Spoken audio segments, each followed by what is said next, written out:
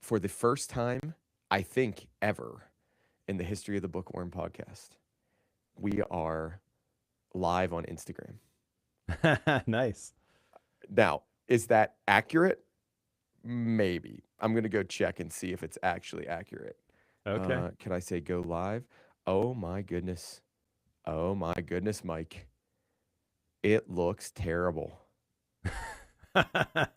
So I'm going to take a screenshot and show you what this looks like because we're recording like a double wide. Yeah.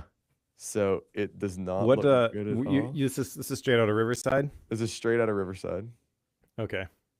Yeah, Ecamm just launched a new feature for streaming two different feeds. Not the same feed, two different ways, but like one vertical, one horizontal.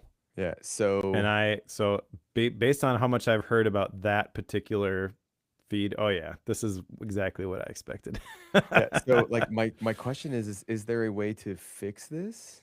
No, it's taken the same feed. Riverside took the easy way for just taking the feed, putting it out there, and then it just crops it. So we need to shut that down right now. Probably that's pretty Shut bad. that down right now. So this didn't. Also, I noticed with that that screenshot that you sent me Yeah. with the split right down the middle, it kind of looks like mine's all dark, yours is all light. We kind of got like a devil and angel thing going on. that is very true. I guess I'll be What the I bad guy. no, what I will tell you is I would love to have a permanent video set up, and Mm-hmm. that's just not in the cards right now, man. Yeah, That is not that's in the fine. cards right now. That's fine. Okay. All right. So anybody, hey, if anybody's in the chat, let's see if anybody's in the chat. Hope you all are well. I'll say hi. That's the studio chat. There's the public chat. Hey everyone. Did you check the video on YouTube? Yep, it works. And then I immediately Mm. paused it because Yeah, the noise. I don't want it talking at me. Good. Okay, there's the outline. There's the notion. I think we're ready to record a podcast. Yeah, the only other question I have to ask you is, do you care about my book? Oh, that's right. Yeah, if you care about my book, go look at it. If you don't and you trust me at this point, Ooh, so I design love in. mm-hmm. Let me see this. I see Marcus Buckingham, and I am a little bit nervous just Okay. because I Yeah. have picked the Marcus Buckingham book before, and it sort of burned me. Okay. I mean, I'd be okay doing this one. How to unleash the most powerful force in business. Love. Design love in. I mean, I will tell you, it's probably not going to be what you think it is. and that is okay to me. The Okay. other one I had was hilariously actually a fiction book. I was gonna be like, Mike, let's do Project Hail Mary, right? Just to goof around. Nope. And he says, Mike Nope. says hard Nope. no, Nope. hard no. Nope. So if you don't want to do this, I can totally find another book. Just let me know.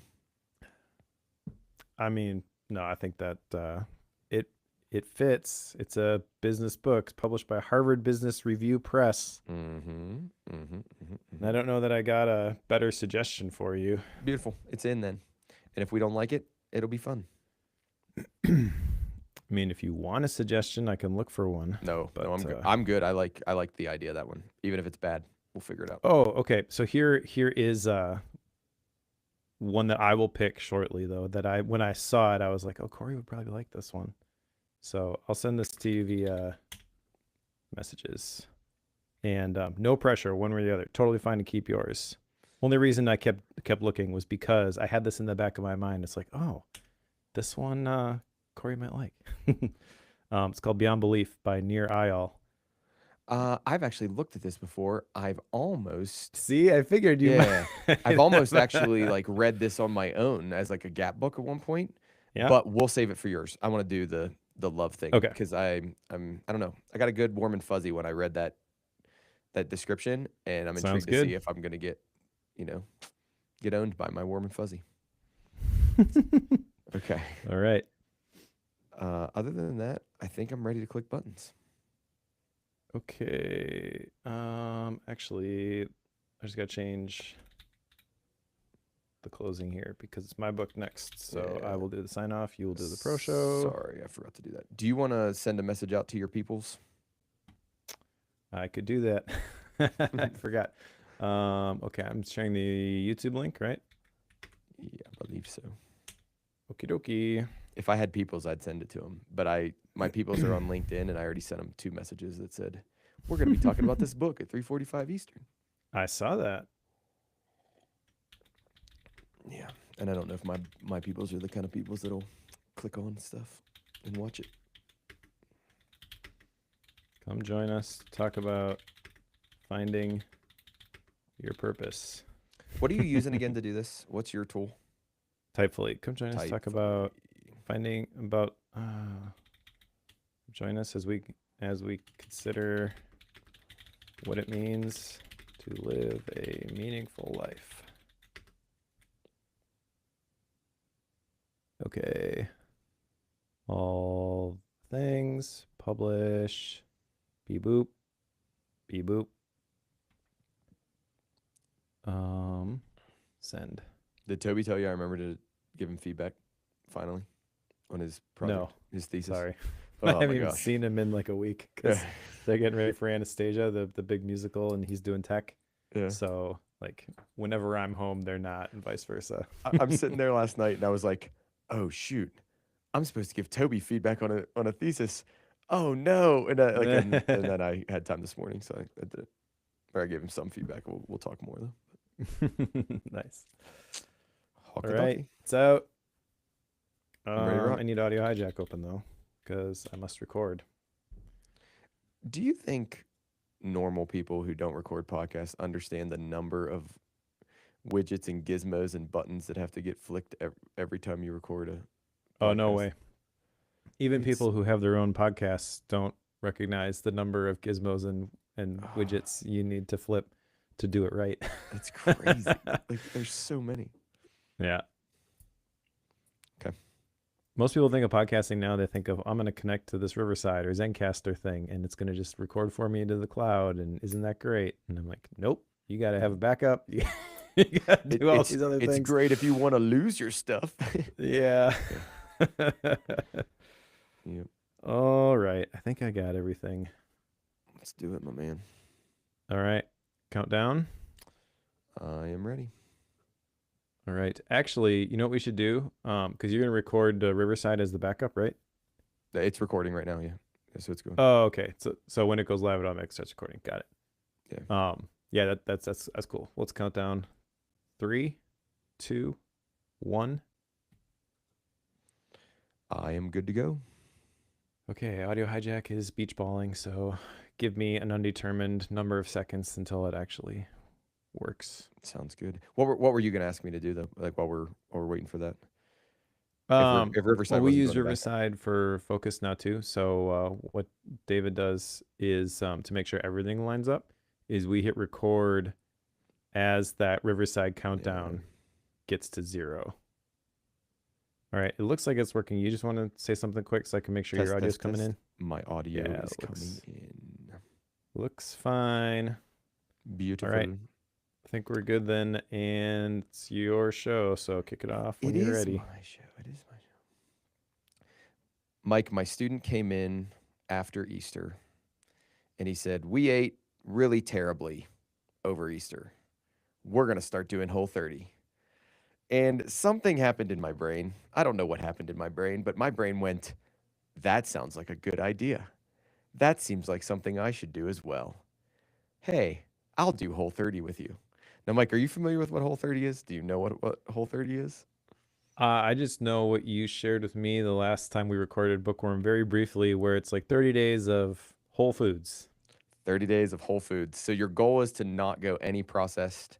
And then really it's not a like lose weight diet. It's not a body recomposition or anything like that. It's really a eat clean to figure out if you're allergic or what you're allergic to or any of those other things. And whether you have digestion issues or whatever it is. So it's like I didn't know that when we started. I learned that as I started to like figure out like, okay, what are the rules of this whole 30 thing and how do I do this whole 30 thing? We are in day, oh, I don't even know. What would it be? 15, 16, something like that. I've kind of lost track of what day we're in because, just You're you just halfway there. uh, I mean, it's going great. Like it's actually going really well. There was one day because I made a rule at the very beginning of this that I said, if anybody cooks me food, I'm not gonna not eat their food. Like I'm not gonna be the guy who goes to somebody's house and says, "Thank you so much for working hard on this dinner to me for me. I'm not gonna eat it because I'm doing this stupid, Whole 30 thing. I'm gonna sacrifice that day. But what I will tell you is, paid the price for it, right? So I don't know if you know, like I have a gluten sensitivity. Did you know I have a gluten sensitivity? I did not. Yeah. So um, I usually just look past it. I don't really care about it. I'm just like, yeah, whatever, it doesn't matter. And no, I ate gluten on that day. It's bad news bears, man. I didn't feel very good Oh man. after that. So Whole 30. Have you ever thought about doing any kind of these crazy hippy dippy crazy diets? No, not as a diet. I will say that occasionally we will fast Mm-hmm. for religious reasons. Mm-hmm. And there was a period of time when every January our church did the Daniel fast. So it's like Okay. the 21 days of the fruits and veggies, which always just kind of bugged me because there were people looking for ways to eat their cauliflower chicken nuggets, Yep. and stuff like that. And it's like, that's not the point. Yeah. Exactly. Yeah. Exactly. So I don't think we've done anything like that in quite a while. And even like the full on fast, I don't do that all that often because I think I've talked about this, but it's been a while. I was diagnosed with epilepsy when I was 18, 19, and haven't had a seizure since then. But one of the things that can stress your body is like a complete Oh, for sure. fast. So For sure. just doesn't feel like a smart thing to do just because I want to do it. But I do at the beginning of the year, like I'll do like a caffeine reset. Won't drink coffee for a little while, and then periodically throughout the year, I'll just do some of those like 3 day Yeah. Daniel fasts here and there. Yeah. For a while, I was actually like completely fasting all day every Wednesday, just in the Okay. middle of the week. Okay. I was actually feeling pretty good when I did that, Yeah. but got away from that. But yeah, other than that, have never, not even once, thought about, well, I should change my diet. I just kind of like, I don't know. Uh, my diet has sort of changed over the years as I like wanted to be more healthy. Like I don't drink soda anymore, but that wasn't a like conscious decision. Like that's it, no more soda. I just sort of developed a taste for water, and soda became too sweet. And I the other day was like, oh, I guess I don't drink soda anymore, because I was actually at a restaurant getting lunch, and they had like a cooler, so you get like the combo whatever with the fries and a drink, and it's like a bottle of water at the top and then a whole bunch of soda, and then they had like a can of RC. And in college there was a place near where we went where they had RC on tap, and I loved it. I drank it all the Mm-hmm. time. Mm-hmm. Mm-hmm. So I was like, oh hey, RC, I like RC. And they're like, do I like RC? I'm like, I don't like RC anymore. Yeah. Mike, do you know the biggest problem of doing Whole 30 for me? What? Soda at 2 o'clock in the afternoon. Like I'm Mm, actually fine on almost everything else with this thing, but at 2 in the afternoon, I want a soda. Like, and it's not. I mean, it's a diet soda. It doesn't even matter like what kind of. It's just I want a carbonated sweet beverage at 2 o'clock in the afternoon. That is the absolute, without a doubt, hands down, hardest part of this thing, completely interesting. for me. Yeah. So the fact that you brought up soda is funny to me because it's like that's the one that I'm like, oh man. But I can't now. Now I'm unlike you, to where, um, how do I say this? Without restraint, I don't care what I eat, and I will eat anything, and I will eat all of it.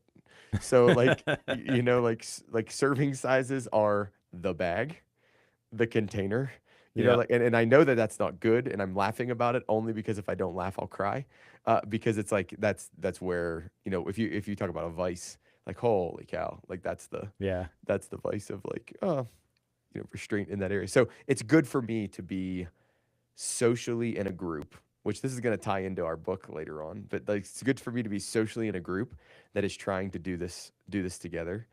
Yeah. We had 4 people in the group. 2 of them have already said, "I'm out. I'm done. I don't care anymore." So, we're less than halfway through, and they decided, I don't know, a week ago or whatever it was. They're like, "Yeah, I'm not worried about this." The one student is going super strong. He is by far the rock of our group, and he's committed to it. But he's an athlete, and he's got other reasons why it makes sense for him to do it. Like he's super staunch Sure. on it. Yeah. Now you said the soda at 2 p.m. is the hardest thing for you. Have Oh, you tried sparkling water? Does oh that yeah. not work for you? I drink bubbly water all the time, but it doesn't replace soda to me. Like I will gladly drink Just not like sweet enough? yeah, like I like the sweet, I like the bubbles. My problem is though, and this is unlike you, Mike, whereas I don't drink water, like just normal straight water. Yeah. It's got to be bubbly water. It's got to be like a spindrift water. It's got to be soda. It's got to be coffee. Like, cause coffee's water in my mind. It's just darker water. So No, but okay. yeah, it really is. I mean, it really is. It's a bunch I of mean, water. if you use a hardcore hydration tracker, they will actually count coffee against you, not Uh, for you. not everybody's perfect, Mike. Not everybody's perfect. Okay. No, but That's but true. it's been really cool, and I think in light of we don't do a lot of or actually any. I don't know if we do any like where they're like physical fitness type books. I mean, Why We Sleep is probably the closest physical fitness type book that we've done where but that's even as much cognitive as it was anything. But like I'm really into, Huberman, and there's a guy named Andy Galpin and another guy named Lane Norton. And they all think about like the science of essentially like health and nutrition and fitness and those kind of things. And I get really into that stuff just because it's like I mean, you and people know at this point, like it's not a surprise. You talked about fasting. There is a mindset of like the body's a temple, and we should be taking care of it. Like, so we should be taking care of it, just like we're taking care of our minds, just like we're taking care of everything else. So it's like trying to be more like that. It's just, man, that's my vice, or that's one of my vices is the snacks, all the snacks. So if you're interested in training yourself to drink more water, the thing that got me over was a Bluetooth water bottle. What was it I just called? got a new one actually the other must be like 3 4 weeks ago. I'll put it in the chat, but it is by a company called Lark. And what I like about this one is that it is very minimal. It doesn't have the giant glowing puck at the bottom. Okay. And if you're familiar with the Life straws, this actually has a filter built into it that isn't as aggressive as the Life straws. Like the Life straw, I had one of those bottles, and you gotta like really suck on it in order to get water out of the bottle. Yeah, yeah. So I gave up on it because it was just too much work. And this one is much better. It also has a thing in it where it will like self clean the bottle itself because I forget to do that as often as I should. Mm-hmm. So it's not inexpensive, but I really like this water bottle, and being able to track it was the thing that got it to click for me. I don't know why. I'm a big fan of that data, and it integrates with the Apple Health app, and it's got like a little white ring around the top which will glow if it's time to drink some water. So it's like a little bit of a notification, but it's not real annoying. It's not like people are like, "Oh, there's your Bluetooth water bottle yelling at you again." Like that was kind of the joke in my family. It's like, "Oh, your water bottle's yelling at you." I was like, "You're not the boss of me." Do you know if it's recording like flow through the straw, and It's that's how got it's to because it doesn't sit on the bottom. It can't be based off of the weight because the sensor is in the top. It's not in the bottom. But I don't know exactly how it works. I just know it works pretty well. And this one, it charges via USB-C cable in the cap. You can kind of see it in that picture. There'll be a link in the show notes if people are interested in this. But the battery lasts like I charged it once the other day after I've been using it every day since I got it. So like 4 weeks, hmm as opposed to the other one that it replaced, the battery was getting a little bit low, and it was The pucket was actually like dropping out of the water bottle sometimes, which wasn't great because I never lost it, but I kind of thought one of these days I'm going to. Yeah. And it really was only lasting like 4 or 5 days at a time anymore, so it was needing to be replaced anyways. This is kind of like a more minimalistic, more elegant Apple style Bluetooth water bottle, Nice. but these really do they really do provide that accountability that you need to make it a habit. If it's something that you're wanting to do, I would look at something like this. Very cool. Very cool. Do you track anything else? So I did not expect us to go in this route for our show, for Yeah. the pro show. But like, do you track like? Oh, sorry. I should ask it this way. Without doing another entire pro show, what all things do you track? Hmm. Well, let's see. I track habits in my daily note. Uh-huh. I've got a YouTube video which will actually be released by the time this episode goes out. So I'll link to that in the show notes if people want to see how I put that together. But the trick for me is when I'm logging this stuff, it's got to be really effortless. So it's just check boxes for the 5 habits that I'm trying to establish. And, I check it if I did it and I leave it unchecked if I didn't. I also will log my daily question scores again in the daily note for Obsidian. I track my water intake. I've been tracking my time, all the hours that I'm working recently, like the last couple of weeks, just because I felt like I was drifting a little bit in terms of how much time I was actually spending on things that I Mm-hmm. thought I Mm-hmm. needed to do or whatever. So, using Timery for that. Uh, Man, I can't think of anything else though. I guess I track my sleep. Mm-hmm. Mm-hmm. I do that using Sleep Cycle on the Apple Watch. I don't get real particular about that. I just like seeing the um the statistics. Mm-hmm. Mm-hmm. Your sleep score, how many REM cycles you got. Because like I said, I was diagnosed with epilepsy, so if I don't sleep well, that maybe changes what I try to do throughout the day. Yeah. Because if I don't sleep, I'm not getting in a car and driving somewhere because that's going to end poorly. Yeah. Um, yeah, I don't know. So I have a love hate while you're thinking. I have a love hate relationship with tracking. So what I can tell you is for like daily habit type stuff or the things that like I want to move the needle on, is a phrase that would probably be the right way. Tracking helps me. Clearly, it helps me. Like I am more consistent with things. I remember the things I want to do. I'm much better at it. But like you said, where you said like it can't be cumbersome to actually track it. I get bogged down so fast. It's almost like I always have this mental weight, but it doesn't matter if it's in a paper journal, if it's in Obsidian, if it's like check boxes, if whatever it is. There's this like mental weight on me when I'm tracking life that it like I end up fading out of it after like a month or so. And it's like it's one of those weird scenarios where it doesn't happen to me all the time, but I go, I know the value of this and I'm gonna stop doing it. Because like I just am tired of the pressure of the tracking all the time or trying to think about that all the time. Even to the point of like I stopped wearing my Apple Watch because I felt like I cared too much about what it was naturally just delivering me. I wasn't even tracking anything. It was just what it was naturally delivering me. I was like, you're emphasizing that way too much.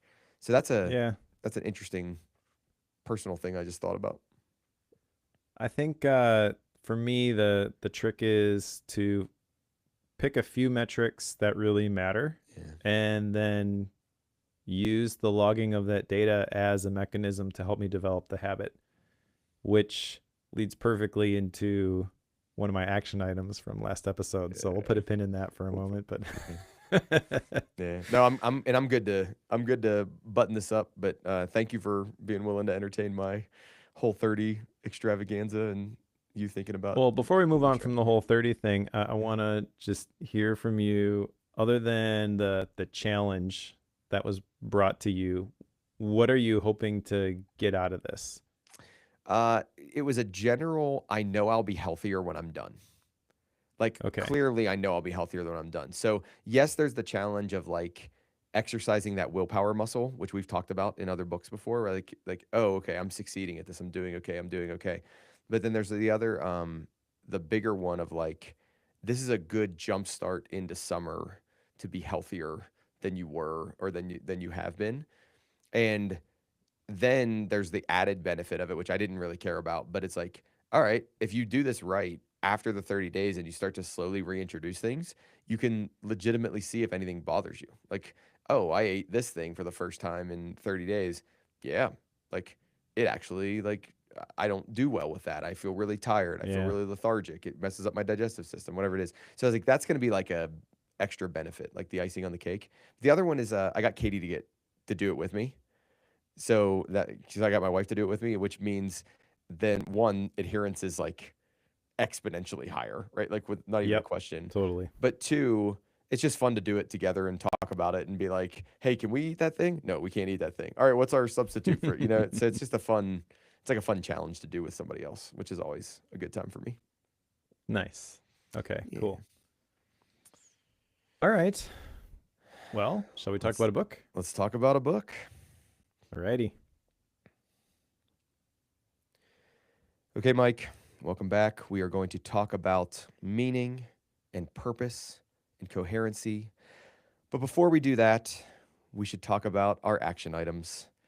And one of the action items related directly to our book that we're going to talk about today, and that was for me to listen to the Nathan Barry episode of that had Bill Burnett and Dave Evans on it, and I did listen to that, and I've never felt more proud to have a green check mark by one of my action items. And I mean, in all seriousness, I've been following Bill Burnett and Dave Evans, who are the authors of this book today, for a very, very, very long time.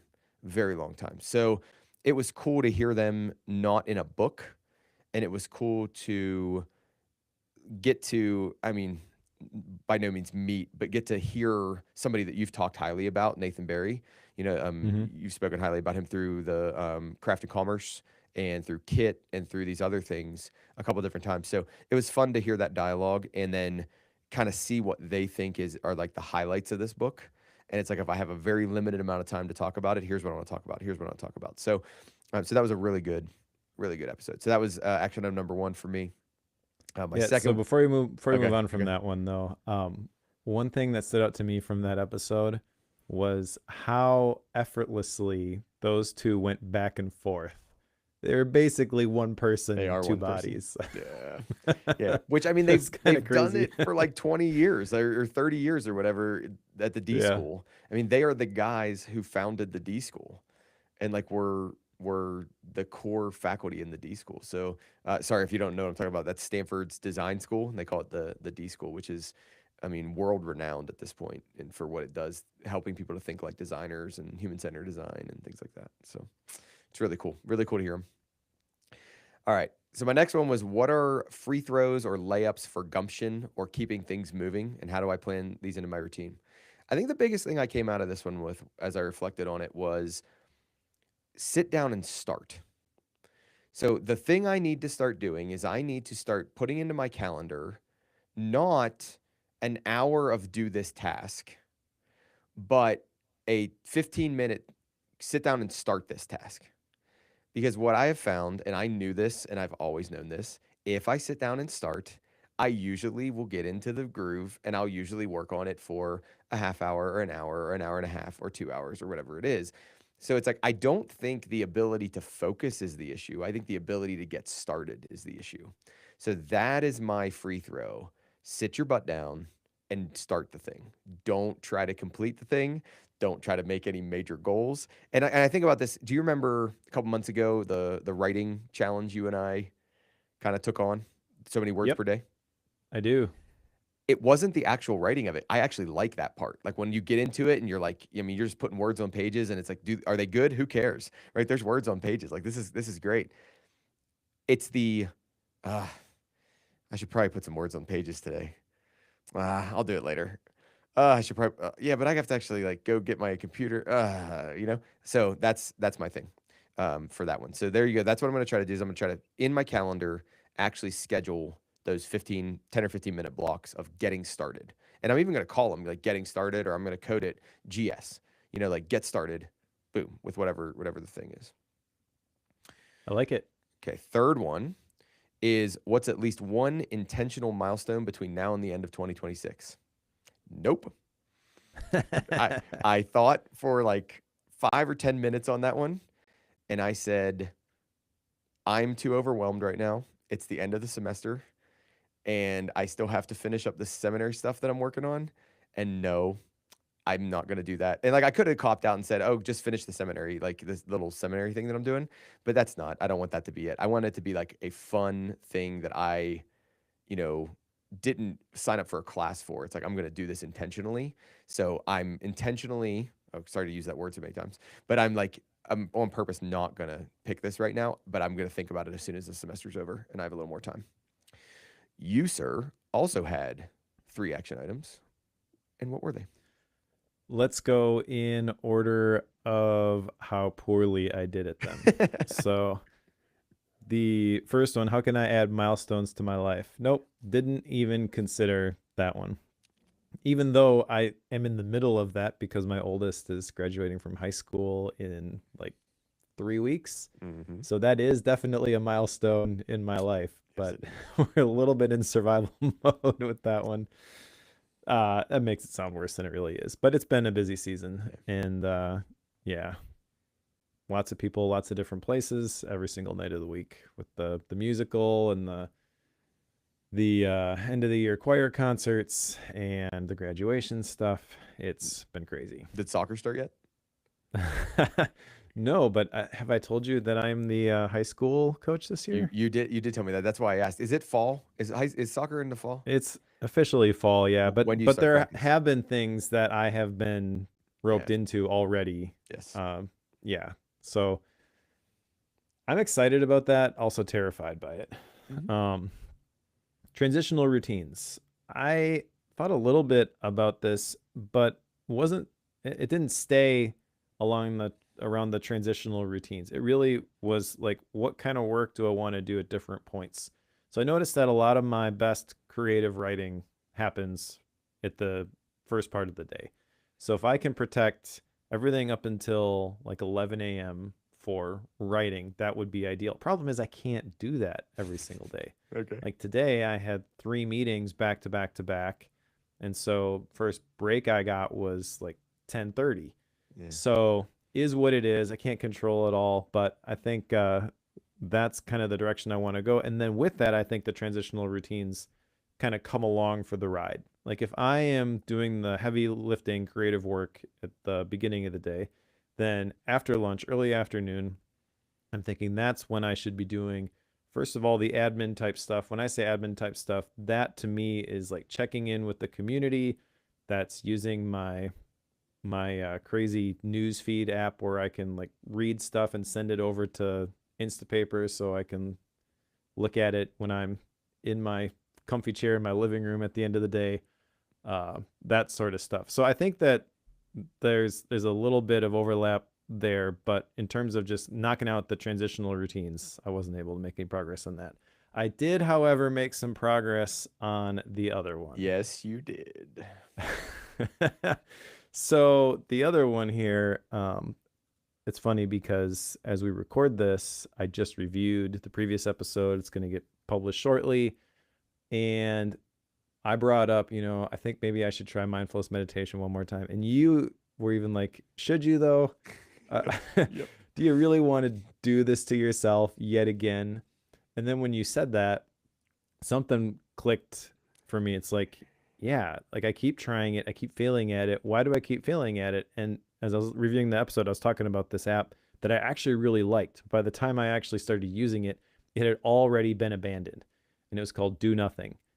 So I was like, this app is not that complicated. Maybe I can make a better version of this. So my action item was to not just try mindfulness meditation again. It was to vibe code a mindfulness meditation app. And he That is did, what folks. I did. And he did, and it looks great, right? Like it looks very clean. It's got your practical PKM stylings, Yep. so that's great. I wonder if I can share screen I and maybe even show you what this looks like, Yeah, because that would be kind of cool that for would be cool.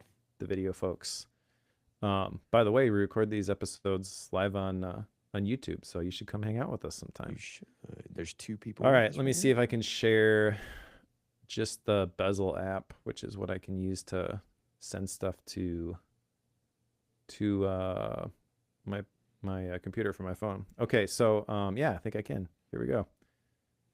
Share. There it is. Look at that. It even helped me with the icon, which is in the lower right corner of the dock there. Mm-hmm. I am calling this app because I'm terrible at naming things. So with some assistance from Claude, I'm calling it Halo. I'll show you why here in a second.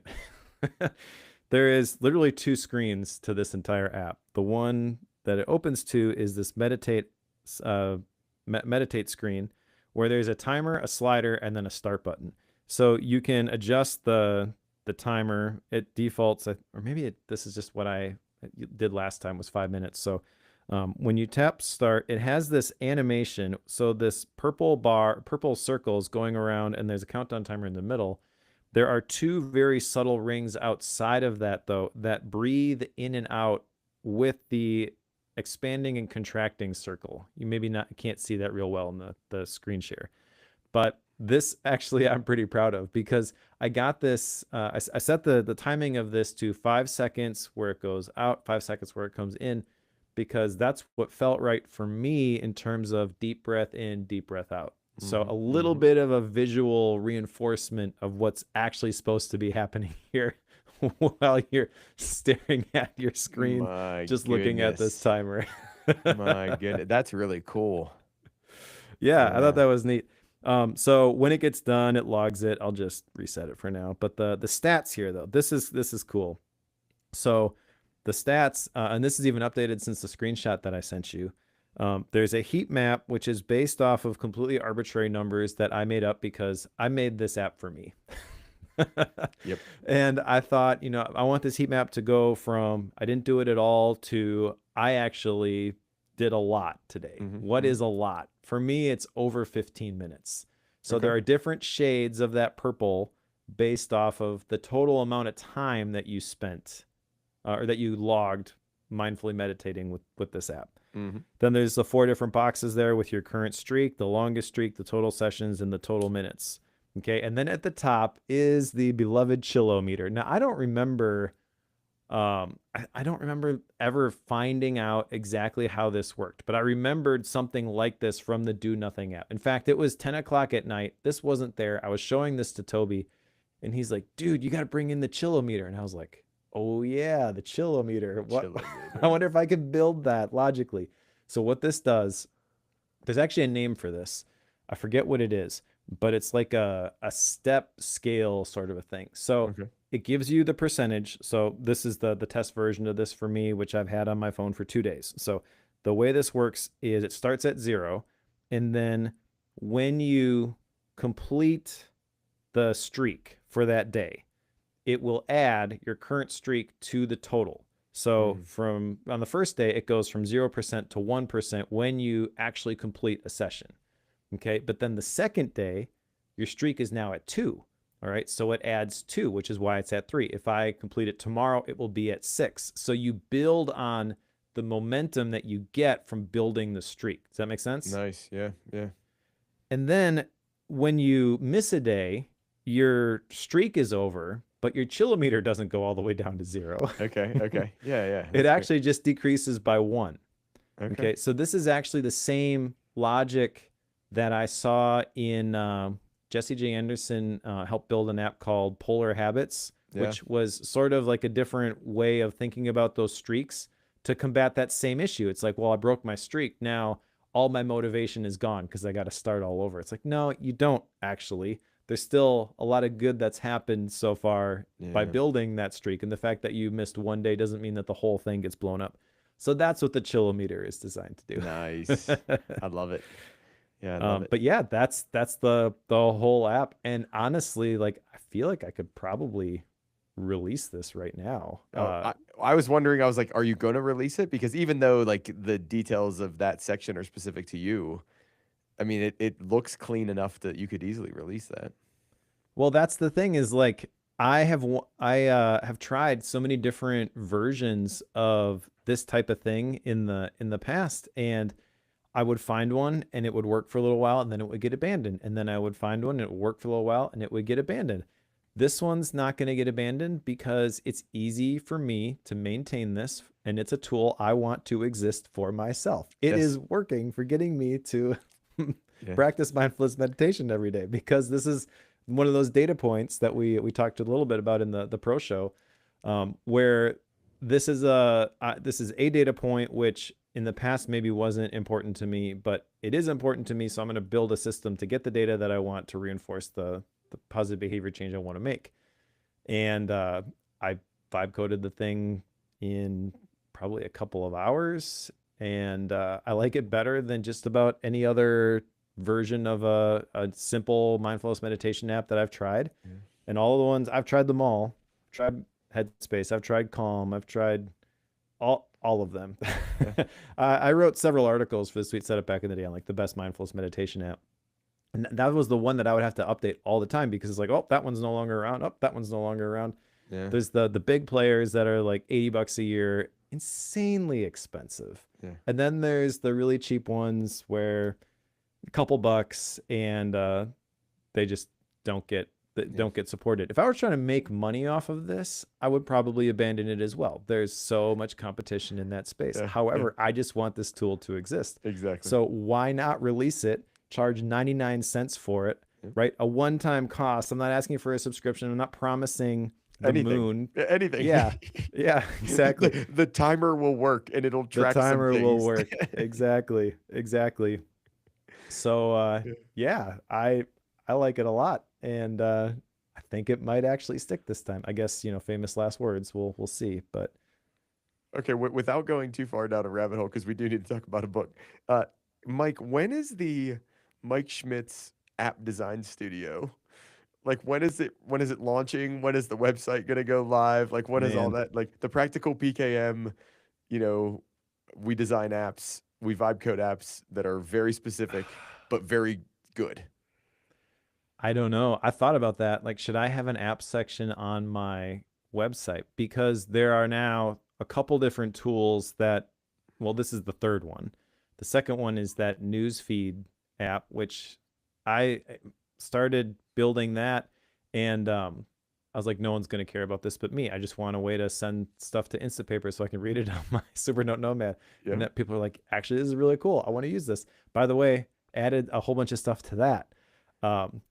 I came across an app called Current, which is really all about the Oliver Berkman RSS stuff just floats by you. Mhm. Okay, so they have their feed is called The River.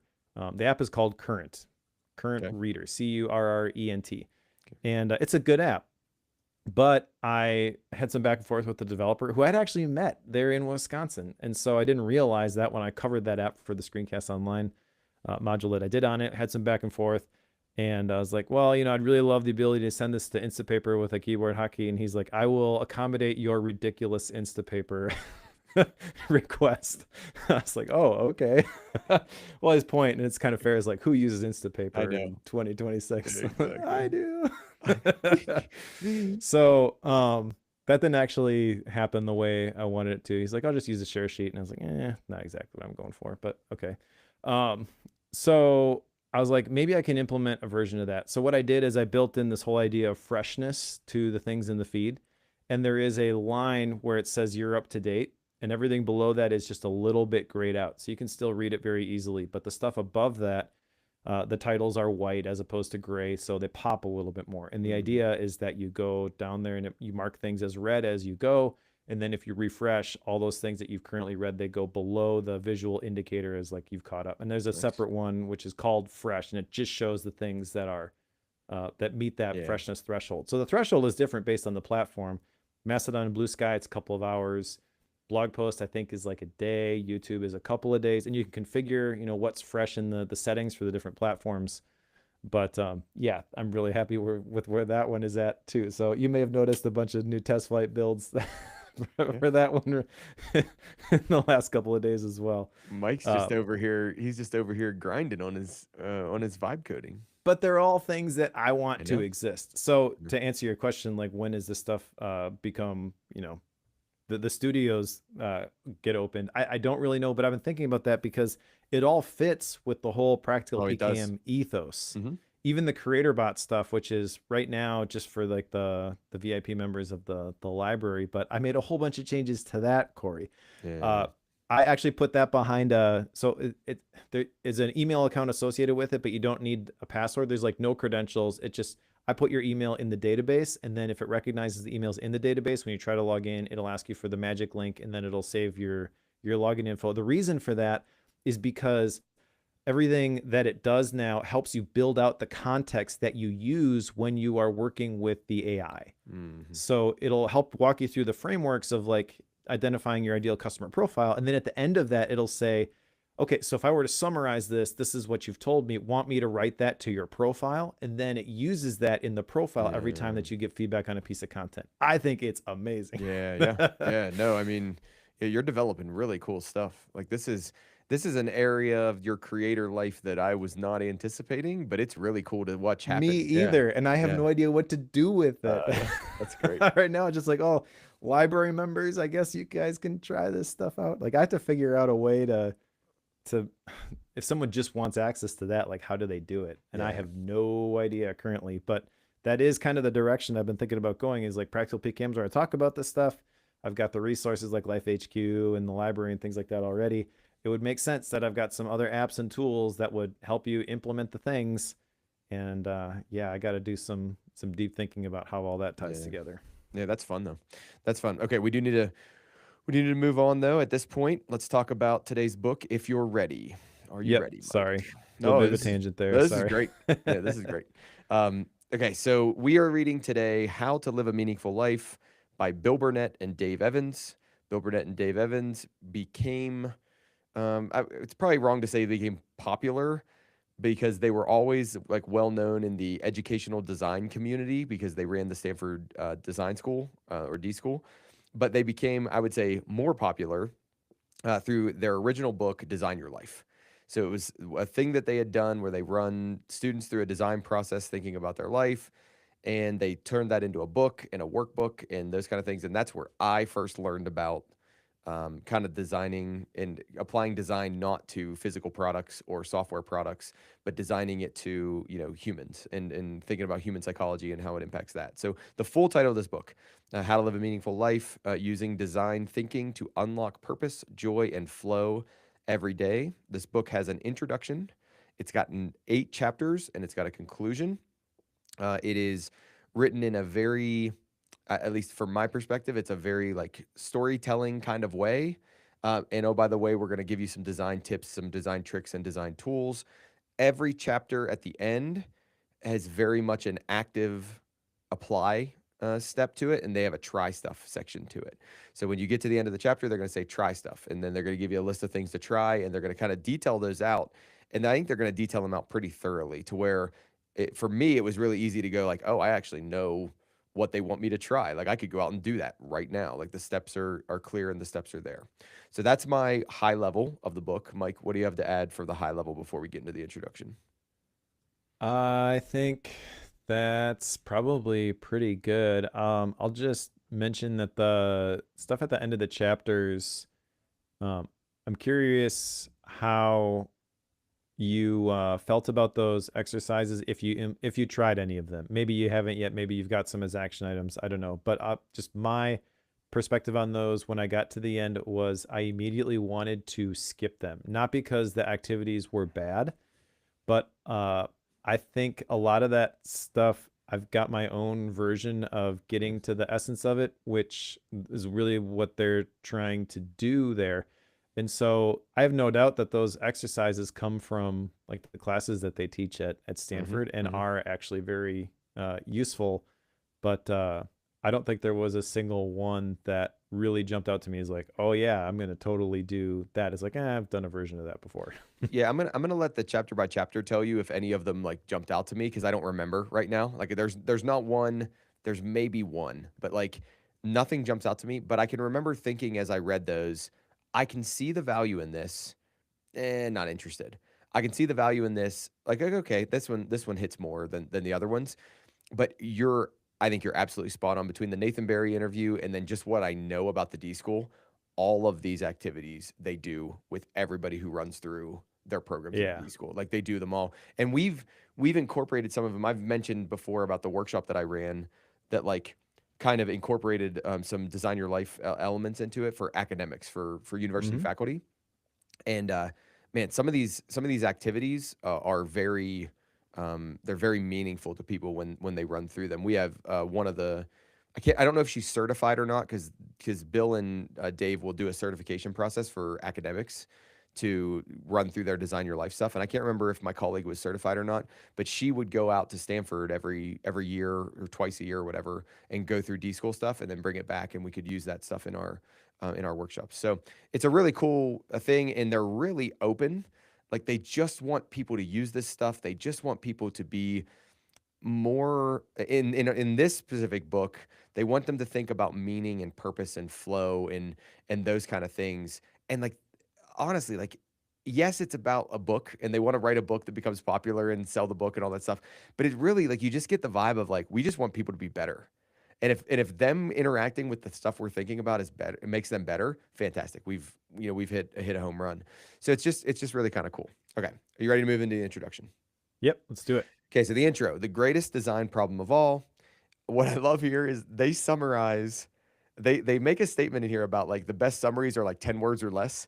So like they say like we're gonna summarize design your life because this is how we got well known. Get curious, talk to people, try stuff, tell your story. And I was like, well, okay, there we go. I'm pretty sure, Mike, didn't we redesign your life or did we redesign your work life? I can't remember for the life of me.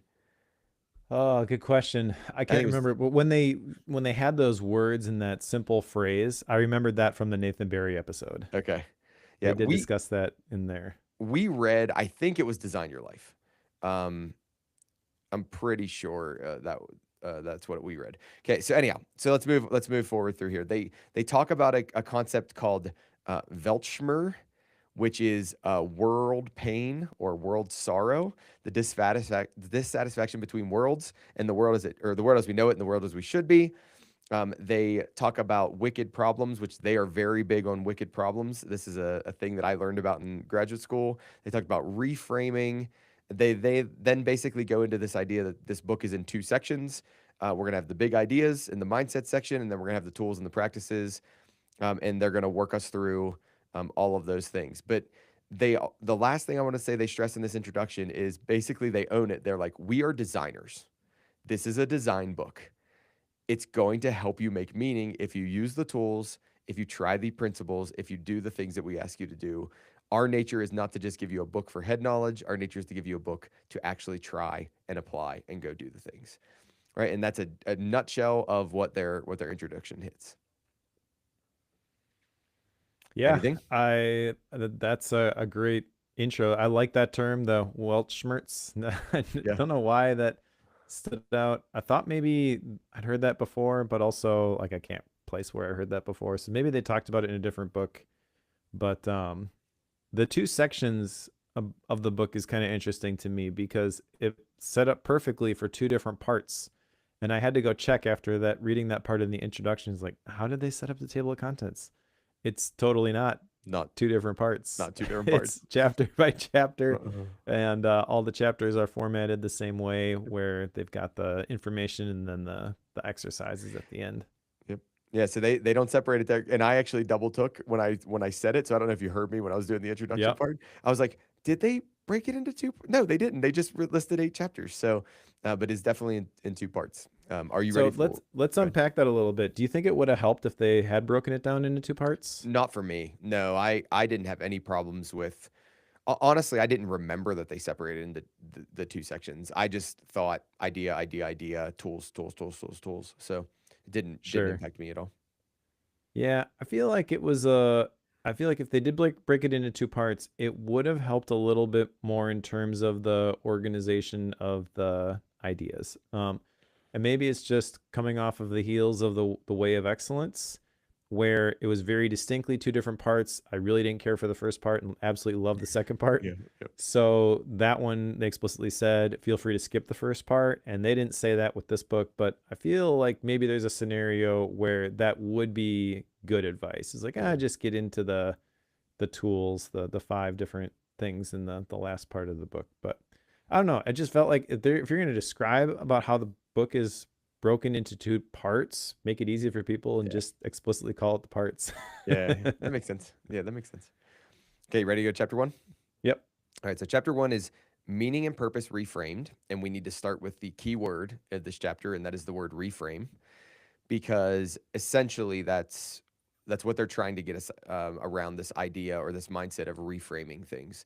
So they'll tell you that reframing is a power tool, that when you reframe, you are like changing your perspective on something, or you're trying to figure out like a different way to look at something. And they are doing that with, or they give a big story in this about how like they went through this whole process with the design your life, and everybody came, and then people would come back and they'd say, yeah, but I'm just not, or there's something missing, or there's this thing. And they had to reframe, and they had to think about like, is there another way to look at people's lives? Is there another way to look at psychology? Is there another way to look at these things? Now, they hit the word passion. So, Mike, I'm going to hold off. I'm going to see if you want to talk about the word passion. Mike loves the word passion, if you don't know that. But they also will talk about the three frames of dysfunctional belief. Okay. And those frames are impact, fulfillment, and particularity. Okay, so they're gonna hit those sorry, did I say frames? I meant reframes. So the three reframes of dysfunctional belief. So impact, fulfillment, and particularity, which we can unpack those if you want to. And then in their try stuff section, they're gonna talk about an impact assessment, a fulfillment assessment, and a particularity assessment. So they're gonna be cohesive there when it comes to those things. I think the thing that stood out the most to me out of this chapter was the particularity reframe, is thinking about it like embracing the here and now, not thinking about more and future and different and the other thing, but like really saying like embrace the particularity in this moment. This is where we find meaning and purpose. Get the most out of this particular moment. And I think that was kind of my biggest takeaway out of this chapter. Yeah, they do a pretty good job of describing that the moments are the things that really matter. Um, I guess my big takeaways from this chapter are to get more out of life. You can't cram more into it. Mm, More is not a path to a meaningful life. They did talk a little bit about passion, but said that it's not about finding my passion. It's about finding out how to live passionately.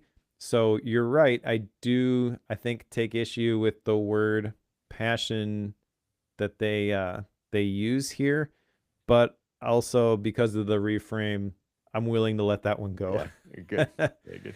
um, I think the main idea here of this book is not trying to help you find the meaning of life, but find meaning in life Yep. is a very powerful lens to think about the world through. And yeah, I don't know. I feel like this first chapter kind of does the job. It gives you enough of don't think this way, think this other way, Mm-hmm. to kind of get you moving in that direction, but also does not feel very prescriptive, which I think is key when you're tackling a topic like this. Yep. If we jump into these try stuff points a little bit more, so basically what they want you to do is like essentially a point of view assessment, and they break that into the three things: impact, put your roles in order of importance. How does the impact make me feel? Does the impact seem to make me a better person? Then they say fulfillment assessment. Would you rather be fulfilled or fully alive? How does self transcendence, which self transcendence, what they're going to say is Maslow's hierarchy of needs ends at self actualization, and they say actually there's a step above that, and that's self transcendence. Which I don't want to unpack that right now. If you want to, Mike, I'm happy to. But so they say, how does self transcendence resonate? And then they say particularity. How often do you feel like something's missing? How often do you embrace the moments in your life?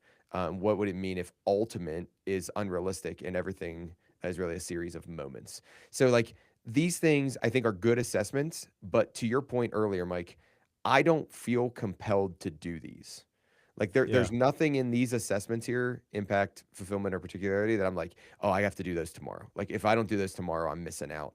And I don't know if that's a good thing or a bad thing. It's just they didn't really hit super hard with me, hit home with me. Well, I think it's neither a good nor a bad thing.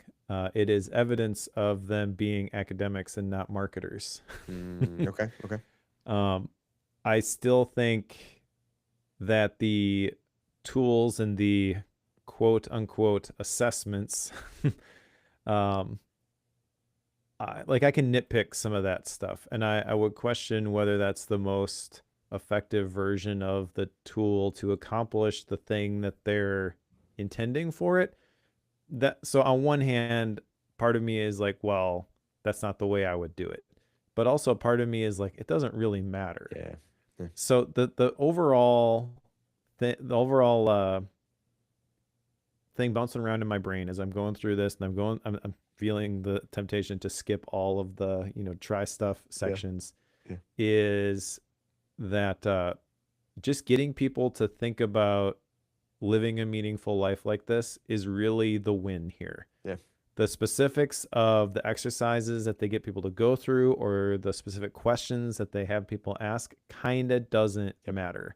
You can take different paths, I feel, and still end up at the same destination. yeah, So I don't know. It's interesting. It's different than just about every other book that we've read that way, I think, where most books, they're going to walk you through these series of steps, and they're all going to build on one another, and they're going to end up at this destination where you pull all this stuff together. They don't have like a, okay, fill in this for section A, fill in this for section B. Maybe in the class they would actually have something yeah. A like that. tool. Yeah, Yeah, but I don't know. So I was a little bit surprised by that. The other thing, this is not exactly I don't think this is from the first section here. Maybe it was the introduction, but kind of like the whole tipping point where someone comes back from, implementing what they did, and they're having this crisis, and they're like, this isn't what I thought it was going to be.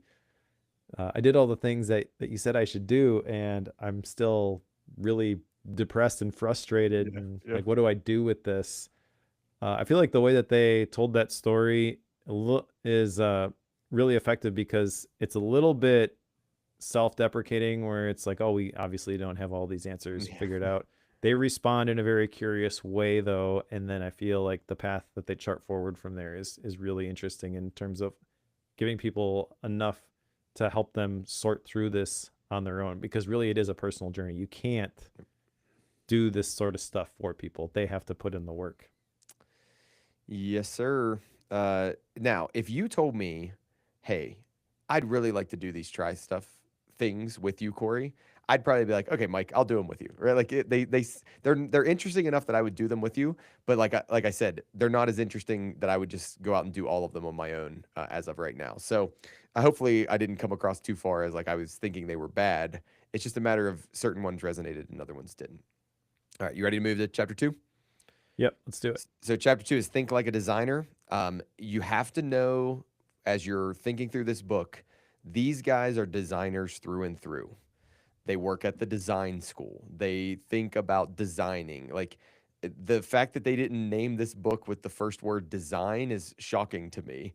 Although they did incorporate design thinking into the subtitle as quickly as they Yep. could. So One of the guys, is it Bill Burnett, like designed the first mouse for the Apple I Mac? can't remember which one it was. But one of them, yes, was the first mouse. He worked on like the Lisa computing Yeah. system and designed the first mouse. Yeah. So they're designers through and through. I mean, without a doubt. Anyhow, so they say prototype iteration is the secret sauce. They would say that you're going to think about meaning is designing moments. Like that's kind of a way you'll think about that. You then want to get into this designer's mindset, and in their designer's mindset for meaning making, and they're very specific. It's the designer's mindset for meaning making: wonder and mystery, availability, radical acceptance, fully engaged but calmly detached. Create your world. Those are like the 5 components that they would have, and then they combine those later on in the chapter, and they say, if you combine radical acceptance and availability, it's like icing on the cake, like bonus points. If you combine availability and wonder, it's icing on the cake and it's bonus points. So, Mike, I'm going to turn this to you first, and I'm going to say, did any of the 5 designer mindsets stand out to you more than others, and which ones, if they did? I liked the fully engaged and calmly detached. Okay. That's the one that I wrote down. Actively participating, but realizing you can't control the outcome. And I guess the reason that that one resonates with me is that I understand that intellectually, but uh, I have trouble practicing it. Hmm. Hmm. I have trouble detaching from the outcome, Yeah, me too. because the thing here is that you can make the right choice and still not get the right outcome. So you can't judge whether you made the right choice based on the result of the choice that you made. I also like the statement that you can't solve a problem you're unwilling to accept. Hmm.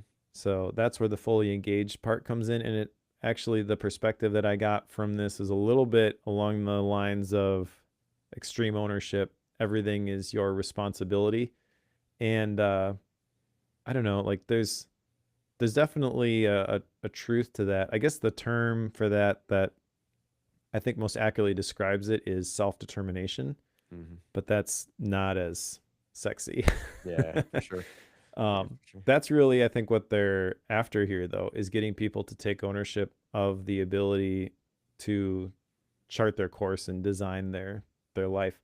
And so this chapter, Think Like a Designer, I really like the whole idea of the lifestyle design and the way that they describe it. I feel like is very effective and very approachable for people who maybe are coming into this from a, I don't know, like in the productivity world that I've been in for a very long time. It feels like you use different buzzwords to describe things, and there are certain ways of describing this sort of stuff that people tend to gravitate towards. Lifestyle design, I feel like, is not one of those Yeah, words, and agreed. that's a good thing for the majority of the general public that may pick up this book. Yeah, I would agree with that completely. One of the things I think is interesting is how consistent they are. So in the introduction, they describe design your life in those four things. I don't remember exactly how they did it, but it's curiosity, it's something else. I don't remember what the second one was. Then it's try stuff and tell your story. So I forget what the Mm, what the second one is. And if you look over these 5 design mindsets, wonder and mystery, curiosity, right? yep, Availability is partially curiosity, right? Like it's like I'm available to be curious. I'm open to that. When you get into the fully engaged, calmly detached, okay, right now they're thinking try stuff, like engage, participate, like get out there and do it, and don't worry about the result. Let the yep, result go, and then you get to the create your world, number 5, and it's tell your story. Like know your personal story, design your personal story. Essentially, look for patterns and tell your story. They're incredibly consistent here. They've just taken those things and gone, hey, how do we adjust this to meaning? And like, what does this look like when it's adjusted to meaning? So I think that's interesting, and I like that they're consistent. If you go to the try stuff section, okay, this one they're gonna say day start statements. What are mantras to start your day, or what are things that'll start your day? And for some reason, I don't know if they say this or not, or if I got this from another book, maybe like a David Goggins book or something like that. I always think about putting the sticky note on the mirror. So every time I think about the mantra, it's like, what's the sticky note on the mirror, or what's the thing that's like on my car where the speedometer is that you're gonna see it every day when you drive. And I think about those mantras. I love, love, love, love the got to get to reversal. Absolutely love the got to get to reversal because I often will think in my mind, I've got to go do this thing. I got to go do this thing. Framing that as I get to go do this thing. It's my privilege to go do this thing. Even when I'm not, it can't hurt. Like it's gotta help me. As much as I say that I like that one, the reframe ladder was too much for me. Like I don't know if you remember the reframe ladder, but you put the no, problem. I wrote down 0 of Okay. these like try stuff things in my notes. Okay. All right. So you put stuff on the bottom rung, you transfer it up. What would I get if I whatever? And you do this whole like rung thing, and you're trying to move these things up their ladder. And I was just like, nah, like not for me. Like as much as the got to get to reversal works, this one doesn't work for me. Yeah, none So of them were for me. okay. Anything else on chapter two? Nope. All right. Let's go to chapter three. A Tale of Two Worlds. So in this one, you're gonna have the transactional world and the flow world. I have never heard anybody describe this as the transactional world. Have you? No, I like that term a lot though. Yeah, me too. Like I thought this was really, really good. Flow, you and I have talked about. There have been a bunch of people talk about flow in different ways and getting into that flow state and all that. But I had never heard anybody talk about the transactional world and how most of us live in this transactional world where it's the day-to-day get stuff done world. It tied into something we've read in previous books, which I think you've brought up and discussed, is the finite and infinite games. Whereas transactional world, you're playing a finite game. It's a game with an ending that we're trying to get to a result. The flow world is total immersion, complete focus, time stands still. It is this infinite game. We're not worried about the individual transaction thing, but we want to go into this other state, if you will. Throughout the whole, I'll call it out here. I don't remember the details of the story. I think this might have been where was Fritz the guy who was going into work to give the presentation. Am I remember that right, Mike? I can't Yeah, remember. okay. So, but that he'll tell stories throughout this book, or they'll tell stories throughout this book, and I think most of these stories are people in their actual classroom or that they've interacted with through the D school, and he basically tells them about how this you can live a life transactionally, or you can live a life where you're noticing the things around you and you're alive and you understand the meaning of what's going on around you, even to the point where they present a table. Whereas the difference between transactional focus, task, action, orientation, and role, and then flow focus, flow task, flow action, flow orientation, flow role. I'll stop there for a second. But I think this is an interesting perspective. If nothing else, the transactional world perspective, I think is really interesting. Thing I liked about the transactional world and the flow world, the thing that kind of solidified it for me was the topic of the finite games and the infinite Yeah. games, which we've read some book around that topic, but there's this OG book that every time people talk about it, they reference. We should probably cover that one at Yep. some point. I know you like that topic too. Yep. Um, the whole idea of flow, I like a lot. I have to say, I don't think I really love their reframing of Mihali's diagram around flow. I'm not sure I completely agree with the direction that they took that.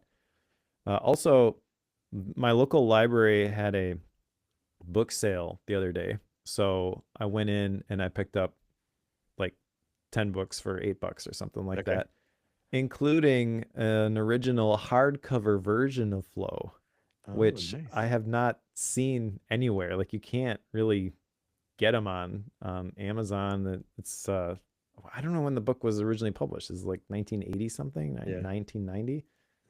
Yeah. So that was I was pretty excited to find that. So, But I do think that the flow state coming from the flow world is an important topic and an important understanding to have. yeah. So, Mike, here's a question for you.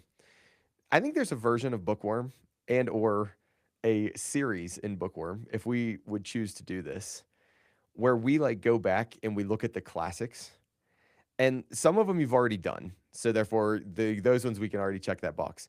But like if we have a book that's been referenced so many times in all the other books that we haven't read or talked about yet, we should probably do that, right? Because we try to run this balance of those really seminal important books and then the new ones, like the new books that come out. And we try to Yeah. do that balance. And then every once in a while, you and I will throw a wild card in there, which is probably gonna be my next book. But like, uh, but but like I think there's a series of our thing where we look at finite and infinite games, or we look at flow Mm-hmm. or whatever it is.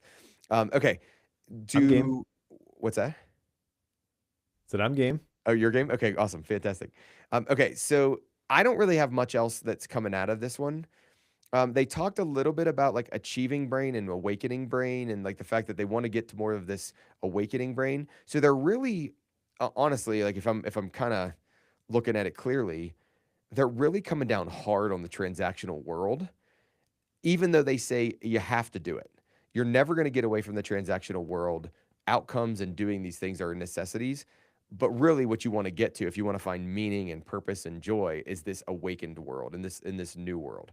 The only try stuff they offer here is they call it the flip the world switch. So you like act like you're flipping a switch and you change from the awaken or from the what is it, achieving world to the awakening world, or the transactional world to the flow state. That's really the only try stuff they have. And again, this one didn't hit that hard for me. I didn't. Idea of flow, Mike, doesn't really do it for me. Like I get it, I understand it. I don't know. I'm not a flow kind of guy. Like it just doesn't do it for me. Well, I feel like if you're optimizing for flow, you're going to be disappointed. It's one of those things that you kind of just have to celebrate it when it shows Yep. up and be like, "Oh, that was cool." And they would Set try up to your say, environment to maybe, tap into that a little bit more frequently, but if you're, checking a box, did I experience flow today or did I experience enough flow today? That's never gonna produce any sort of happiness. and these authors would say, our goal is to help you figure out a way to find yourself in that flow state more often. I think Yep. that's what they would try to drive home. All right, I'm Yep. ready for chapter 4. All right, let's do it. Okay, so the wonder formula. So to not hide the wonder formula, let's go straight to it. Curiosity plus mystery equals wonder. So curiosity plus mystery equals wonder. That is the wonder formula. That basically the designer sees things a step deeper than most people see it. And they say, like, oh, well, that's a flower. But what really is a flower? And they look at that extra step deeper and they try to figure that out. I don't really have a lot here other than like try to find wonder moments or try to be more curious. I mean, like this one didn't, like, I mean, it was fine. I don't remember thinking this is a terrible chapter, but I just don't have a lot here, Mike. Yep, me either. Shortest section in my outline, and this may be the reason they decided not to do the sections because Yeah. I feel like there is roughly a loose order to these things, and this is the first one in the second section, and it's what do you do with this? Yeah. I think if I were to summarize this whole chapter, it's be aware of those moments of wonder. Like have your eyes open for them because they are everywhere if you know what to look for. But yeah, just stay curious, I Yep, guess. that's stay curious, my friend, right? Like Yep. that's really the gist of it. Because I want to be consistent about the way we're doing the chapters, the try stuff, you put on your wonder glasses and you try to view things through an awakening perspective. Mike, I'm not gonna say, okay, good. You shook your head too. I I kind of cringe every time we talk about Yeah. the wonder, like every time they talked about the wonder glasses, I was just like, I just don't see it, man. Like I no, like the wonder glasses just don't do it for me. I get No, be me either. curious. I get the mystery. Wonder glasses don't do it. Me either. And then the next one is museum magic, and my statement in my notes is here says not interested in this at all. Like that was my statement here. I've actually done a museum magic event where you went in with little prompting and or no prompting, and you just tried to think about like the open-ended nature and be curious about what the museum was showing. I've done an activity like this, and it was fine, but I can't tell you I got a ton of stuff out of it. It wasn't super impactful. Yeah. All right, chapter So 5, let's do it. living a coherent life. So now, coherent, they call it one that truly aligns with your values. And then they bring a topic in, Mike, that is near and dear to your heart, right? Because they start talking about the 3 compass items that should be around for you to get coherency. These compass items are who are you, what do you do, and what you believe. So, who are you, Yeah. what you do, and what you believe. What do you think about this, Mike, as the compass man? Oh man, I don't know. Like I like the idea of the compass, obviously. I even have a saying in the life theme cohort where you need a compass, not a blueprint. You need a direction, not a Mhm. plan. Mhm. So I feel like if we were to sit down and just have a chat about the topics, I would love talking to these guys. these three things, though, I don't really care for these. I think they were trying to get you to like create these documents for these different things, right? Yeah, which when I heard about that, I was like, no, I don't think so. But then also, like, I have my own version of that. I have my life theme, I have my personal core Yes, values, I you have my do. eulogy, I have my ideal future. So I'm not against the creating the documents. These three just in particular didn't really resonate with me. I think maybe for someone who is going through this as a college class, this is probably a better framing than Hmm. the Hmm. stuff that I do. You kind of have to be in the right mindset in order to ask the questions that I would ask. If you're getting somebody who is just taking this class because it sounded interesting and they're going to fit it in with their other classes, this is probably the direction to take. So I don't know. I don't really fault them for it, but also it's not charging my batteries. Yeah. Yeah. So you said about they want you to write the things. They give you 4 steps to gain coherency. And basically, it's you're going to build your compass and calibrate it. You're going to take compass readings. You're going to reflect on those readings, and then you're going to recalibrate your compass. And in order to build your compass and calibrate it, you write a story about who you are. You write your work Yeah. view and you write your life view, which this is very common to them. And it ties back into that design your life stuff where you do these different Odyssey views of if everything is normal, here's what life looks like. If everything is goes crazy, here's what life looks like. And then if the world's my oyster, here's what life looks like. So they're very consistent in terms of these things. Yeah, They and will, see that's the stuff I don't really care for. Like the whole distinction of the work view and then the life view. I don't really like the idea of the work-life balance. It's really just your life and you got to figure out how it all ties together. By separating those, you kind of are implying that well, you're not just what you do, so the life view should be more important than the work view. But then they also say that the number one place where people report that they experience meaning in their lives is at work. yep, So how are you gonna yep, reconcile these sorts of things? I kind of feel like it's a little bit of an arbitrary distinction, which maybe gets in the way. got it, got it. All right, so um, let's go to the try stuff section of this. Well, the first thing they want you to do is they want you to build that compass. So they want you to do those 4 steps to build your compass and refine it. And then they have this thing called a coherency sightings log. Well, before they've defined coherency sightings, is basically you want to how do I say this? You want to like write down instances in your life where what you do who you are and what you believe kind of all come together and converge on this same activity or moment. They would say if we're going to stay with their thing, and then just keep a log of those. So that's the 2 tasks. I don't want to keep that log. I think it is a kind of cool idea, but also maybe it's something that you just need a little bit of a feel for. You don't need a formal process for documenting coherency, or maybe that's just me because I'm fascinated by this stuff. I don't know. I will say one thing they mentioned in here, which is not in the try stuff section, but before that, they mentioned that anytime you are changing your situation or going through a transition, that is a great opportunity to stop and recalibrate your Yep. compass. Yep. I think that is very good advice. Yeah. Do you think you do the coherency sightings with your gratitude? I guess that is a way of thinking about it, but I don't know. I didn't really think of it that Okay. way. Okay. I think a different version of that is just my whole personal retreat process where I'm thinking about, I have those different parts of the retrospective. So the first part is what did I accomplish? Celebrate your wins. Um, what went well? What could have gone better? And I'm just jotting down everything that comes to mind there. I'm not taking action on these things. It's just a brain dump at that point. And then what should I start doing, stop doing, keep doing? Yeah. And you combine that with the fact that I do it every 3 months. I feel like that gives me the same sort of benefit with the coherency sightings because I'm trying a bunch of stuff and I'm getting evidence for what actually works. Yeah. That makes And sense.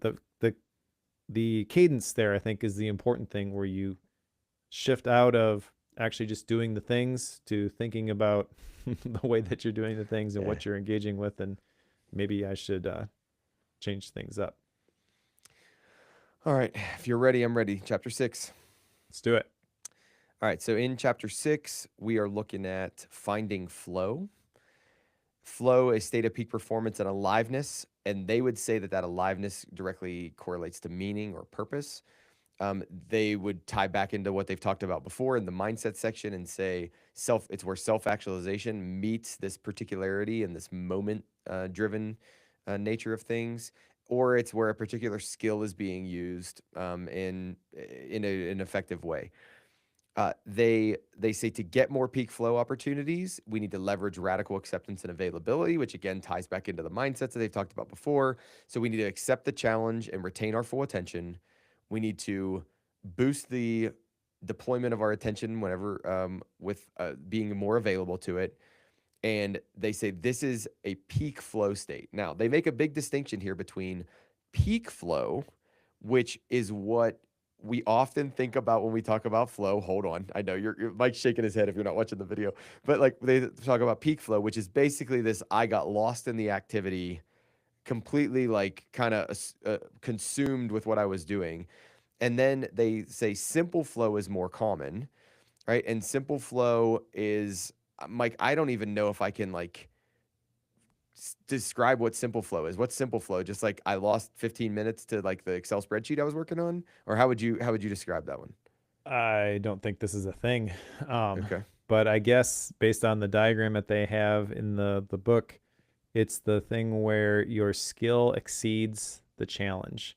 So it's pretty easy for you to do those things, but basically there's a range there which they are calling simple flow. And I get what they're saying with this, but I feel like this diagram is not one that I agree with. Yeah.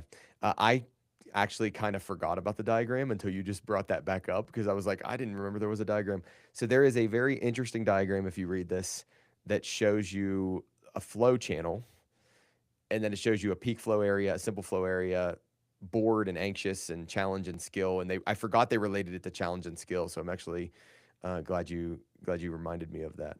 And this is So a revision of a diagram from Mihali's research, but it wasn't the flow book necessarily. It was like a follow up work to that where he yeah, had these different quadrants for this graph where the y axis is the challenge and the x axis is the skill. I feel like this is a misinterpretation though of what that follow up visual to the original research on flow was really getting at. got it. Yeah, and here's where I maybe disconnect a little bit with the writing style of the authors. So we can talk about this in style and rating a little bit more, but I'll mention it here. He talks about extended flow and having these periods where like you're so or you're encouraging yourself, you're more available to be in this flow state. And he talked about chopping onions and like how you can like be in flow while you're chopping onions and you're listening to the knife go through the onions and you're feeling the onion. And I'm thinking to myself, I'm never gonna do this. Like I'm just gonna chop the onions and I'm gonna put the onions in the thing. And like I start to go, is that a problem? Like is it like I think it's okay that I just want to chop the onions and get the onions chopped because I want to put flow into other things. So I don't know.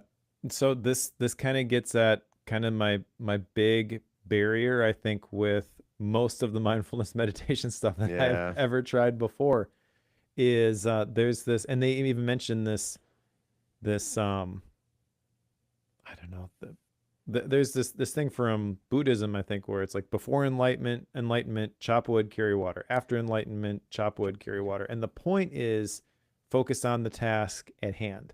But then I agree, the description of all the joy that he is getting from being in the flow, chopping these onions, I'm like, we are not cut from the same cloth.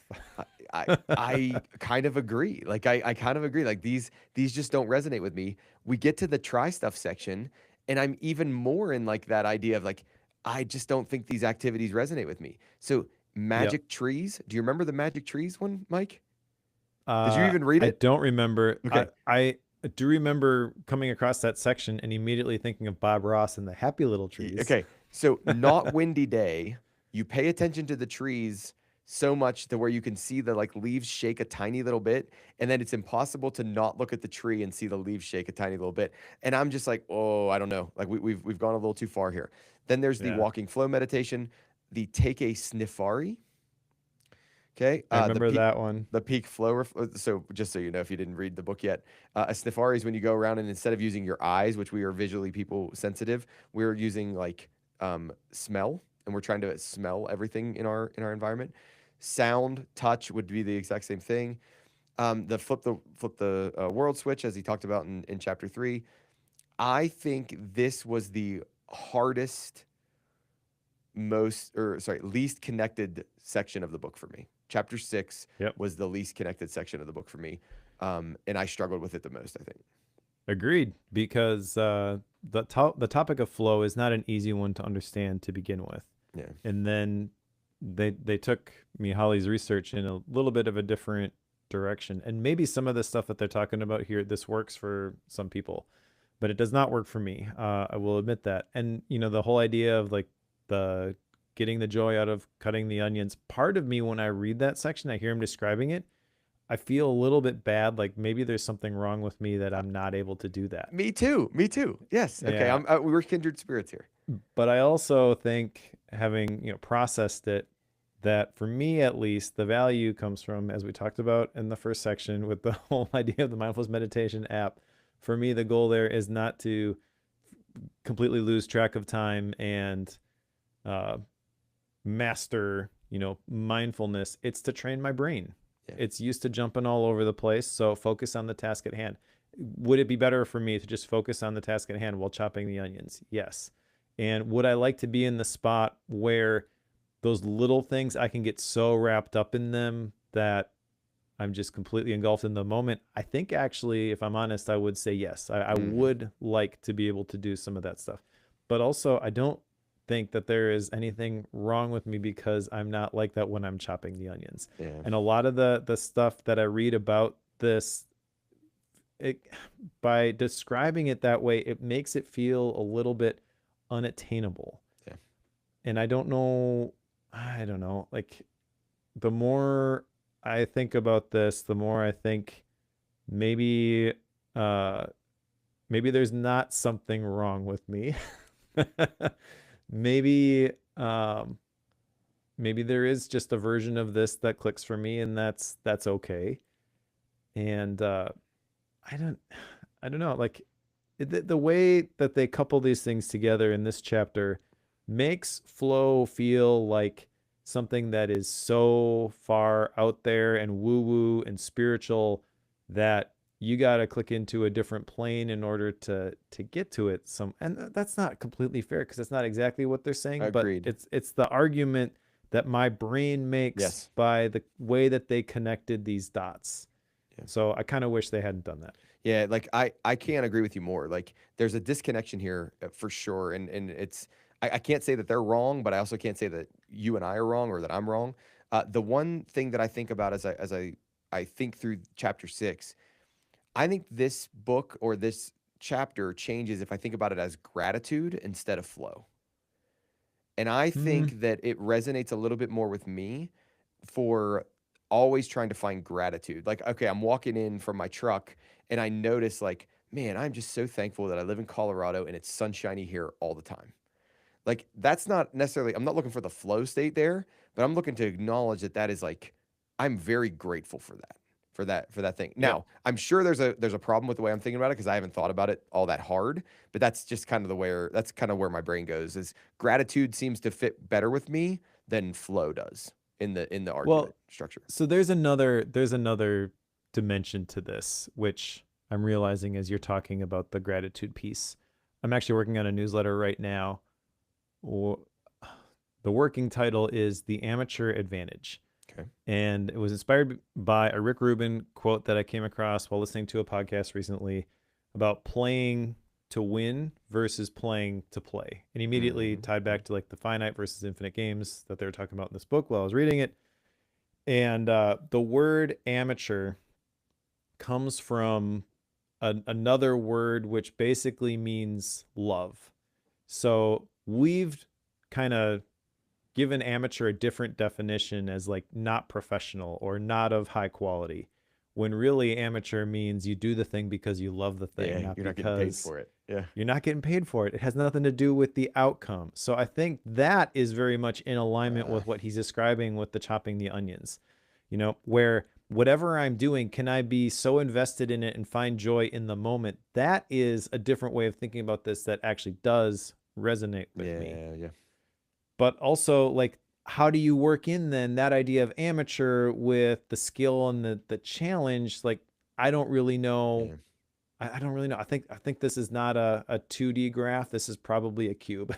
Yeah, that makes sense. Yeah, that makes a lot of sense.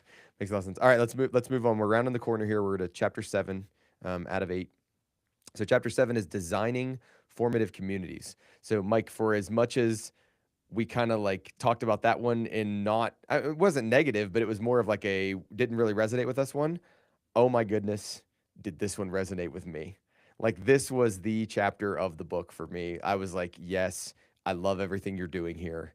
Like keep doing this. I even texted Mike at one point and I was like, man, this formative groups like communities thing, Yep. I'm in. Like I'm 100% in on this. So formative communities are places where everyone is genuinely interested in seeing you and sharing life together. They typically are formed for three reasons: social or fun, collaborative, which is to get something done, and then formation is to get better at something. And they give a framework for starting these: engage, reflect, and storytell. And So then real quick, good, I good. have to just point this out. The those three different groups that you talked about, those are the primary reasons that people form groups. Okay. So there is a social community. That's the first one. Have a good time. There is a collaborative community where you're trying to get something done. The formative community is actually the third one where you become better together. Yeah. Okay. So the formative community is not, one of those three things. It is kind of like the third thing. So if you were to view this, I think probably like a hierarchical thing, the formative one is the top, the transcendent level, Okay. whatever. Yeah, I didn't think about it like that. I just thought of it as the three different reasons people typically get into groups, and the informative was one of those three. But I can see where you go with that. Okay, so then he plays out this idea of this focus question: Who am I becoming in this season of my life? And that kind of drives a lot of the action or a lot of the discussion in the group.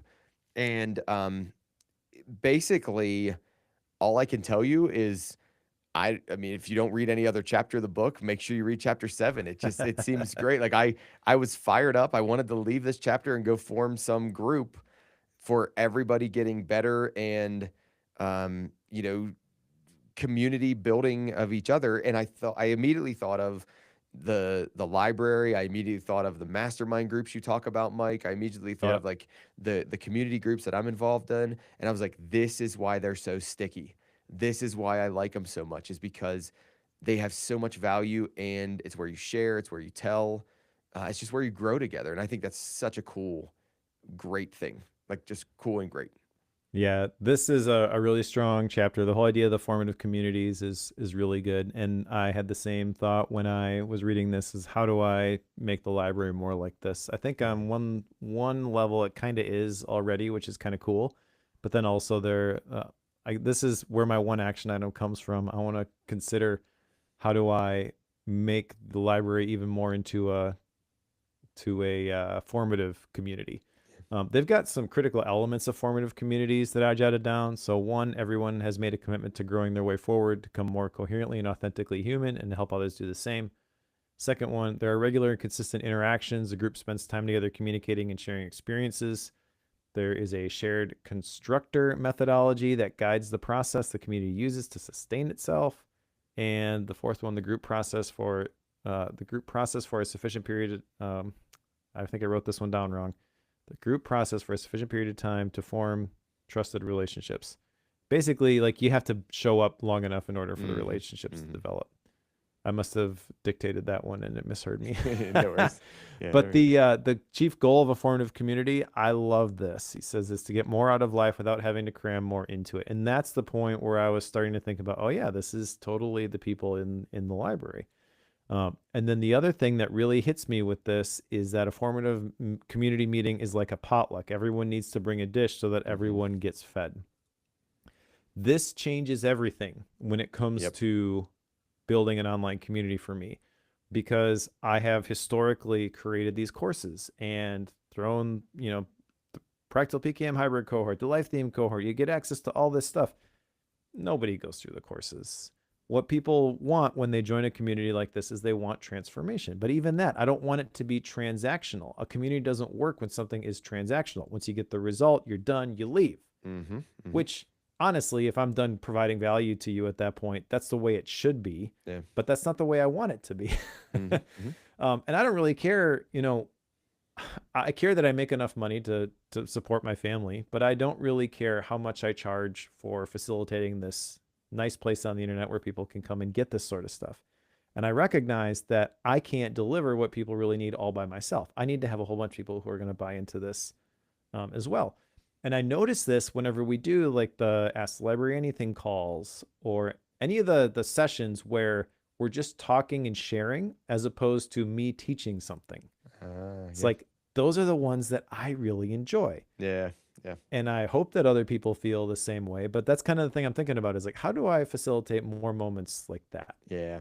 Where That it's makes just sense. like, we're going to talk about this topic and I'm not going to, come tell you this is the way, but we're going to just have a discussion about it and people are going to figure out how to apply this stuff for themselves. That's really exciting to me. Yeah, I can see that. So they list some try stuff here at the end of this one as well. Mike, if you didn't write down the designing a formative community try stuff details, you're wrong and you should have, and shame on you because that was the best try stuff in the whole book, in my opinion. And basically, they walk you through like, hey, here's how you do it. Here's the homework for the first meeting. Here's the second meeting. Here's a third meeting. Here's an example agenda. Like, I just think they do a really good job walking you through getting started on a formative community. I agree that those are good ways to get started with a formative community. However, I did look at those and I was like, I'm not doing these. Okay. Okay. And I think part of it is that I'm like halfway there. Yeah. I have, in some ways, a formative community that I want to make more formative. And I agree with the steps that they outline. If you were starting from scratch and you were just trying to attract your tribe Yes. and you're going Understood. to create a formative community, but the library already has a charter, it already has a Yeah. membership guide, like the bones are there already. So I'm not going to blow that all up and be like, Agreed. okay, let's just start from scratch. Yeah, I completely agree that you're in a different place having started or having already developed a community. Yeah. Yeah. All right. So chapter 8, it's our last full chapter. Ages and stages. So basically, this whole thing, and I honestly think this chapter demonstrates a big driver in the book is these guys are moving to a different stage in their life. And as they move into this different stage of their life, they're thinking about design differently and they're thinking about humanity differently and they're thinking about their own personal lives differently. And yes, the students, the 20 something year olds or the 30 something year olds, but like Bill said, he works actually not with the 20-year-olds anymore. He works with people that are in their 60s and 70s, I think 80s, that are willing to come back for a year to Stanford and do like a design sabbatical essentially around their life. So, and I forget what the name of the organization is, Mike. I don't know if you have it written down or not, but I do not. yeah. So, but he works with older folks and he sees this all the time. So it congeals, everything fits together and everything works well together. But basically, I think this was a big driver of why they wrote this book is they're experiencing this shift right now. But basically, they're saying in the first half of life we build ourselves. In the second half of life, we try to give that away. And what we want to think about is like, okay, transactional to focus world. In the first half of our life, it's a largely transactional, but can we make that more focus? In the Mm-hmm. second half, how do we even then double, triple, quadruple down on that focus and really shirk a lot more of that transactional, a lot more of that transactional? So they talk the one phrase that came out of here that I thought was really really cool: embrace elderhood. This idea like, okay, if you become the elder in the group, instead of pushing back and saying, oh my gosh, I'm the old man, I'm the elder in the group, embrace that process and say like, hey, listen, these folks are going to look up to me because I'm the elder in the group, and I have a different perspective of that because of my faith background and what elder means in our church setting and those kind of things. So it's more of a respected idea and a respected position. But like, I didn't even think about it as tribes or whatever it is. Like, there's the elder in the tribe, and where do you go for advice and wisdom and stuff? You go to the elder. So it's like, I think it's a cool way to think about that transition through the different ages of your life or through the different stages of your life. This is a weird last official chapter of the book because they are basically restating an idea shared by others previously, but they sort of split the credit for the idea into two different places. Okay. One is The Second Mountain by David Brooks, which I love that book. Uh-huh. The other one is, I think, maybe even the inspiration for that one, and that is a book by Richard Rohr. And the whole thing just gets a little bit muddy. I Okay. forget what that book is, but I actually have that book on my bookshelf as well. So if I were to have rewritten this chapter, I think I would just focus on the David Brooks Second Mountain piece because that's the one that's more popular. And yeah, they're basically saying the same thing, but they're kind of jumping all over the place here and then sort of kind of layering in some original stuff on top of it, like the embrace elderhood. But it's not enough original stuff here to justify a chapter because there's not that many chapters in this book. Uh-huh. Uh-huh. And it feels weird that this is the one that they end on to me. Okay. I agree it's a powerful idea. I don't know how you could possibly have worked this in alongside the other stuff, but I feel like I really would have tried to. Yeah. Because there's a lot of stuff here where it's like I sort of heard this before. You're really not going into it deep enough to really really talk about it effectively. There's another book that we've actually read, which I think speaks to this too a little bit, and that's have it right here, from Strength to Strength by Strength. Yep. Arthur Brooks, not David Brooks, not related. See, and that was the one I got it mixed up with. When you had said The Second Mountain by David Brooks, I was like, oh yeah, that's the one we read. But no, we Nope. read Arthur Brooks's From Strength to Strength. Yeah, and they're both great books, but the point being, I guess, that like you could grab these main ideas from a million different places. Yeah. And I remember being at Macstock, actually the first time I met David Sparks, I think, in real life. He was at the conference. So we went to a coffee shop. It was David, me, JF, a couple other people from the conference, and we were talking about something that I had made, and I was like, "Well, David, do you have any feedback for me? Like, probably a bookworm episode, to be honest." And I remember him telling, like, being a little bit hesitant to share it, and I was like, "No, I want to know, like, how could it get better?" And he's like, "Well, you don't need to give everybody else credit for every idea you ever have. You can just own some of this stuff. You always take it in a little bit different direction and you apply your own flavor to it anyways. Like it's got the Mike Schmidt's fingerprint on it. So you don't need to just like cite all these different places that you get all these different things from. Yeah, maybe they inspired it, but you're synthesizing it and you're making it your own. That's what was going through my head when I was reading this chapter. Okay. Okay. It's like, okay, we're trying to give credit to everybody who ever talked about this topic before. Yeah. Yeah. Yeah. I don't, and it's just kind of like, well, where did this come from? You know? Yep.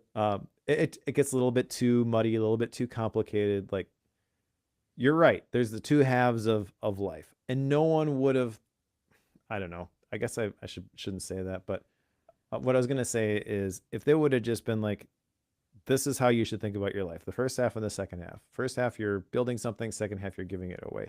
I feel like that would have been a much stronger close, as opposed to, well, David Brooks talks about this, and Richard Rohr talks about this, and embrace elderhood, and from 18 to 28, those are your Odyssey years. Like, there's too much going on here, and it's not coherent enough. It's like, this is really what you do with this in terms of the ages and stages. If you are here, think about this. If you're here, think about that. That's really what this should have been. How do I am, fill in the blank. I am so many years old. Based off of everything that you've read here, do this next. Yeah. Do that next. Like, it should be, this is the part where it should be prescriptive. It's like, now you understand all this stuff. Start working through this, building your own compass. And for your specific situation, this is the way you got to think about it. Yeah, that's an interesting perspective. I hadn't gotten there, so I like that. I like hearing that.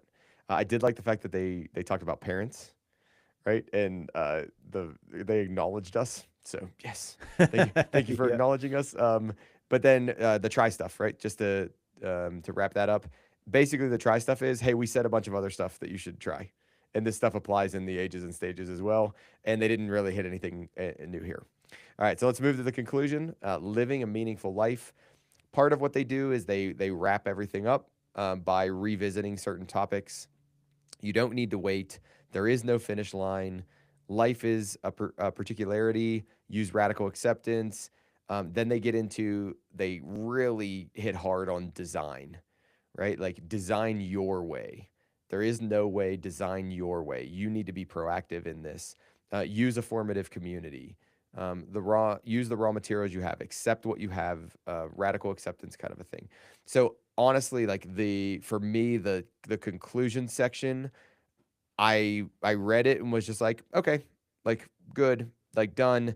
I did not get anything, I guess, new or exciting out of the conclusion section. I don't think there's anything new in here, but yeah, meaning isn't something you find, it's something you design. We can all live a meaningful life right here, right now. There is no finish line. Well, one thing actually that did stand out to me was that you're not late. There is no late in the flow world. Yeah. That Okay. resonates with me because recently I've had a couple conversations with people where borderline shared, like, I kind of sort of semi have a regret that I didn't try to go out on my own right out of college, because I had a feeling that blogging was going to be big and I just didn't really do anything with it. I could have been a content creator a long time ago, and I feel like if I had done that, I would have been able to build a business that was more mature and more sustainable than where I'm at right now. Mm. Present me would have loved for past me to have taken that approach and not just Yeah. taken the safe path. But so yeah, I think that's an important point, and there's probably an encouragement to some folks out there, and then just to keep designing. So I think it's a fairly effective conclusion. Pretty short. The whole book is pretty short. I mean, it's 208 pages, and probably 50 of it is the try stuff. Yep. Yep. Yep. So yeah, I feel like if they're trying to give a succinct summary of finding creating a meaningful life, they did that well. But also, I'm not sure that that was the right approach. I don't know. I Okay. guess we'll get to that in style and In rating. style and rating. All right, so let's move on to action items. I have two action items here. One is I want to revisit the focus question. So they describe this in the same chapter as the formation, the community formation. And basically, it's like, who am I becoming in this season of life? And what is the presenting problem, or what is the focus question, not the presenting problem? So a focus question is about who I'm becoming. It's about formation, and I just want to revisit that. I haven't done that. I haven't made that thought in quite a while, so I want to think about that. And then the second one is there a formative community that needs to be developed?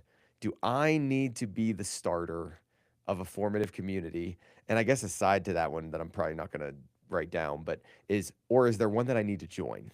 Because that might be the healthier approach for me right now at this season in my life, is not to start my own, but to join one that already exists. So, Mike, how about That you? would be the healthier Yes, it option. would be the Yes. healthier option. So, Mike, what about you? Well, I just have the one, and actually, I had none for a long time. I added this one as we were talking through the chapter 7, but I want to consider how to make the library a more formative community. There's lots of potential action items in every single chapter. It's kind of weird to me that every time I encounter stuff like that, I'm like, nope, nope, nope, nope, no action items for me. Yep, yep, yep, yep. That is interesting. All right, let's go to style and rating. It is my book, so I will start. Overall, Mike, I like this book. Like, I thought it was pretty good. The try stuff area didn't resonate quite as much with me, but there were a couple home runs that came out of this chapter. Like chapter 7 was a home run for me. Thinking about, just some of the mindset and kind of concept things, the transactional versus flow world, right? Like, while I'm not a huge fan of flow, I like the idea that we think too much in the transactional world, and I like that piece came out. I thought they told good stories. I thought it was an interesting, like, read that was credible because of all their background, because of working with all of these individuals from such a wide range of it. They had credibility for me from Design Your Life, and I've used it and it's been effective. So they were already starting above the normal author to me. right? Because they had built some clout with me in that. So I mean, overall, do I think this is the best book I've ever read? No. Do I think that I will share this book as widely as possible or more widely than I've ever shared it with anybody else? No. Do I think that if people come to me and they ask me for a book on like meaning and purpose and joy, will I think of this book first? No, I don't think I will. Do I know the book I'll think of first? Not right now. But like, do I think it'll be this one? I don't think it will be. Do I think there are a couple pieces of this book that I'm going to pull out and I'm going to use in my teaching? I'm going to use in my mentoring. I'm going to use in my advising other people. I do. I think there are these few two, three, four, five core concepts that will stick with me and they'll resonate with me. Um, I don't see this as a book that it's like 5 years from now I'm going to go, man, I should read that How to Live a Meaningful Life book again. Like I think it's going to do it. I think I'll go look at my notes and go, oh yeah, I remember the gist of that book. So what does that mean for my rating? For my rating, I think that sits this book at a 3. I think it wasn't bad. It wasn't great. It's kind of right down the middle for me. And I feel pretty good about that. So I'm going to rate this book a 3. And I'm very intrigued to see what you rate this book, Mike. Oh man, what do I rate this book? Well, first of all, let me say you're like, do I know which book I would recommend to someone who's interested in this topic? No, I don't know either, but I think I may have just purchased the one that ends up being that. We've talked about the Arthur Brooks from Strength to Strength. He has a new book out called The Meaning of Your Life, and I feel like it's probably very similar in terms of the topic for this one, but also I heard him talk about this, I think on the Cal Newport podcast, and some of the stuff that he was sharing, I was like, that's the way to think about this. I was getting real excited listening to that. I almost picked this as my next book, but I was like, Cory, you can't do 2 meaning books back to back. Like you're gonna be that guy. So I intentionally didn't do that, but we should put that on the short list for the coming weeks. Sure. Okay. So style and rating. The style of this book, I think, is pretty phenomenal. It's co-written by 2 people who feel like they're one person, one voice, and that's kind of rare. Most of the time, you have a book like this, and it's so and so wrote this section, and you can tell the other person wrote this section. You can tell they definitely jive together. There was one line in particular where they were talking about like they both have their experiences and how it gets expressed is very different, but the principles are the same. Mm-hmm. And just the whole style. I wish I had written it down, but it was I forget which one is which now. But so and so is an atheist, and the other one is a Christian. And Dave is a Christian. Bill's an atheist. Yeah, but the way that they described it was like so and so is a big fan of Jesus, but like it is in the third thing in a list. Yep. And it was kind of just like a throwaway comment where it was like I don't know. It was the way that it's written. They were juxtaposing these 2 things. I should have written this down, and it does a very effective job in 2 sentences of framing very important things about these 2 vastly different worldviews, but also combining them in a way where it's like you can see how they found the middle ground. Yep. Okay, that example is like that 2-line example from this book is basically the book in a nutshell. There are not any wasted words, and it is a very concise discussion of these topics written in a very playful, whimsical way where they are self-deprecating a lot of times, talking about their struggles and their stories and the fact that they're tearing up when they're cutting the onions. You know, even though that doesn't really do it for me, that type of thing makes this a very interesting, entertaining read. Yep. So if you've listened to that Nathan Barry episode that we've talked about the last couple of episodes, that gives you a perfect representation, I think. Hearing them talk on that show and the way that they work back and forth off of each other, you can just tell these are best friends that just enjoy doing life together, and they made this thing together. And even though they have completely different backgrounds, and ways that they think about the big questions, they're thinking about the same big questions, and it's making it, it's really entertaining to watch. It's really entertaining to read. So if you are even remotely interested in the topic, I think this is probably worth a read. Is it the best book on the topic? I think that's an interesting question. When I heard you say it, I was like, oh yeah, definitely not the one that I would probably recommend people pick up if this is really a topic they're interested in. But again, I don't really know what that is yet either. Maybe it is that Arthur Brooks book. Mm-hmm. But I think uh, at the very least, this is a very succinct book. You can skip the whole do stuff section, try stuff sections if it's not working for you, and you can crank through this one in a Oh couple yeah. of hours. Oh yeah, absolutely. And if nothing else, it will at least be fun. Yes. Yep. Yep. um, I don't think that there's anything in here that was completely transformational for me. I appreciate the fact that they are leading a discussion about these very important topics. I mentioned that the exercises and things that they have people go through are not the ones that I would go through. I think that's completely okay. I think that's actually ultimately a good thing. Mm-hmm. I think different strokes for different folks, and they've done this with a lot more people than I've done my life theme stuff with. So more power to you. It is working. I'm gonna give it 4 stars Okay. for all of those reasons. But yeah, not my favorite book. Not even my favorite Bill Burnett and Dave Evans book, which I kind of Agreed. thought it would be based off of the title. Um, but it is kind of what I thought it was going to be, and that is a fun read about a very important topic, which I think will get you to ask some important questions. Yeah. And I mean, I want to just make sure for the record, if Bill and Dave ever listen to this episode, right? I would love to study under you, and I would love to like learn about design, and I would love to apply design in the Christian education space. Like, by no means am I saying that. I just like, and I'm debating right now, Mike. Has anybody ever changed a? Because I'm like, is it a 4? It's probably more like a 4. I don't know. I kind of feel like a 3, but I'm going wishy washy. Should I call it a 4? I kind of think I should call it a 4. All right, go I, for it. I think it's a 4 because, like, when I think about it being eternalized on the internet, I'd rather it be eternalized as a 4 than a 3 because I really do think it's Sure. more of a 4 than a 3. Okay, so there you go. Wishy washy. All right, Mike, let's put how to live a meaningful life on the shelf. What is next? Next is What You're Made For, Powerful Life Lessons from My Career in Sports by George Raveling. This is a guy who was a coach. I know nothing more about his experience, but the forward, I think, or the blurb on the front at least, is by Michael Jordan. So pretty influential in the sports world. He came on my radar because I follow Ryan Holiday on social media, and he basically helped get this book published because he met this guy at some function and is like, holy cow, this guy has a lot of wisdom, and I want to write this down so that other people can benefit from it. So I think it'll probably be a fun book to talk about with some interesting stories. At least that's the hope, but I've not cracked this one open yet. Wonderful.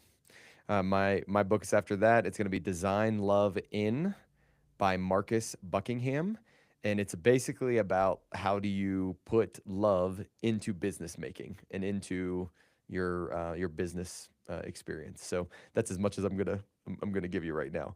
So how about Gap books, Mike? Do you have any Gap books?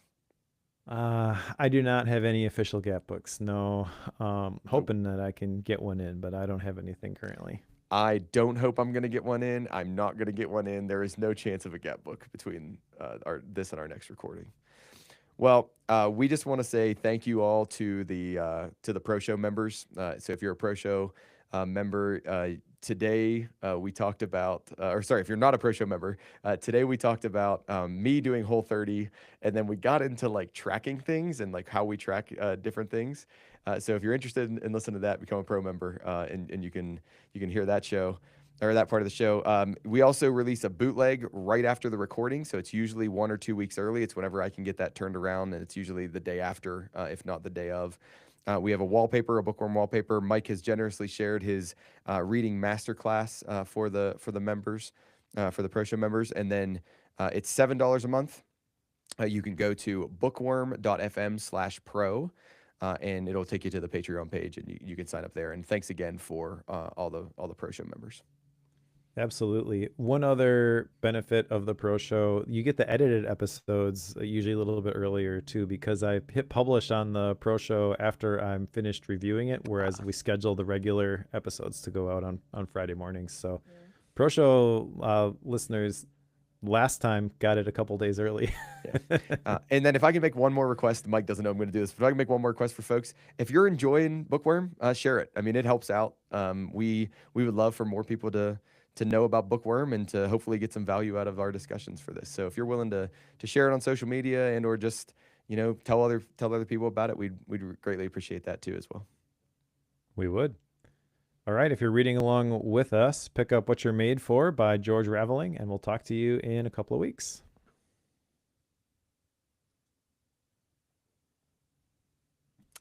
All righty. I'm going to stop the live stream. Thanks for everybody if you're still on there for watching us live and being with us live. Martin, if you're still on there, thanks for all the comments.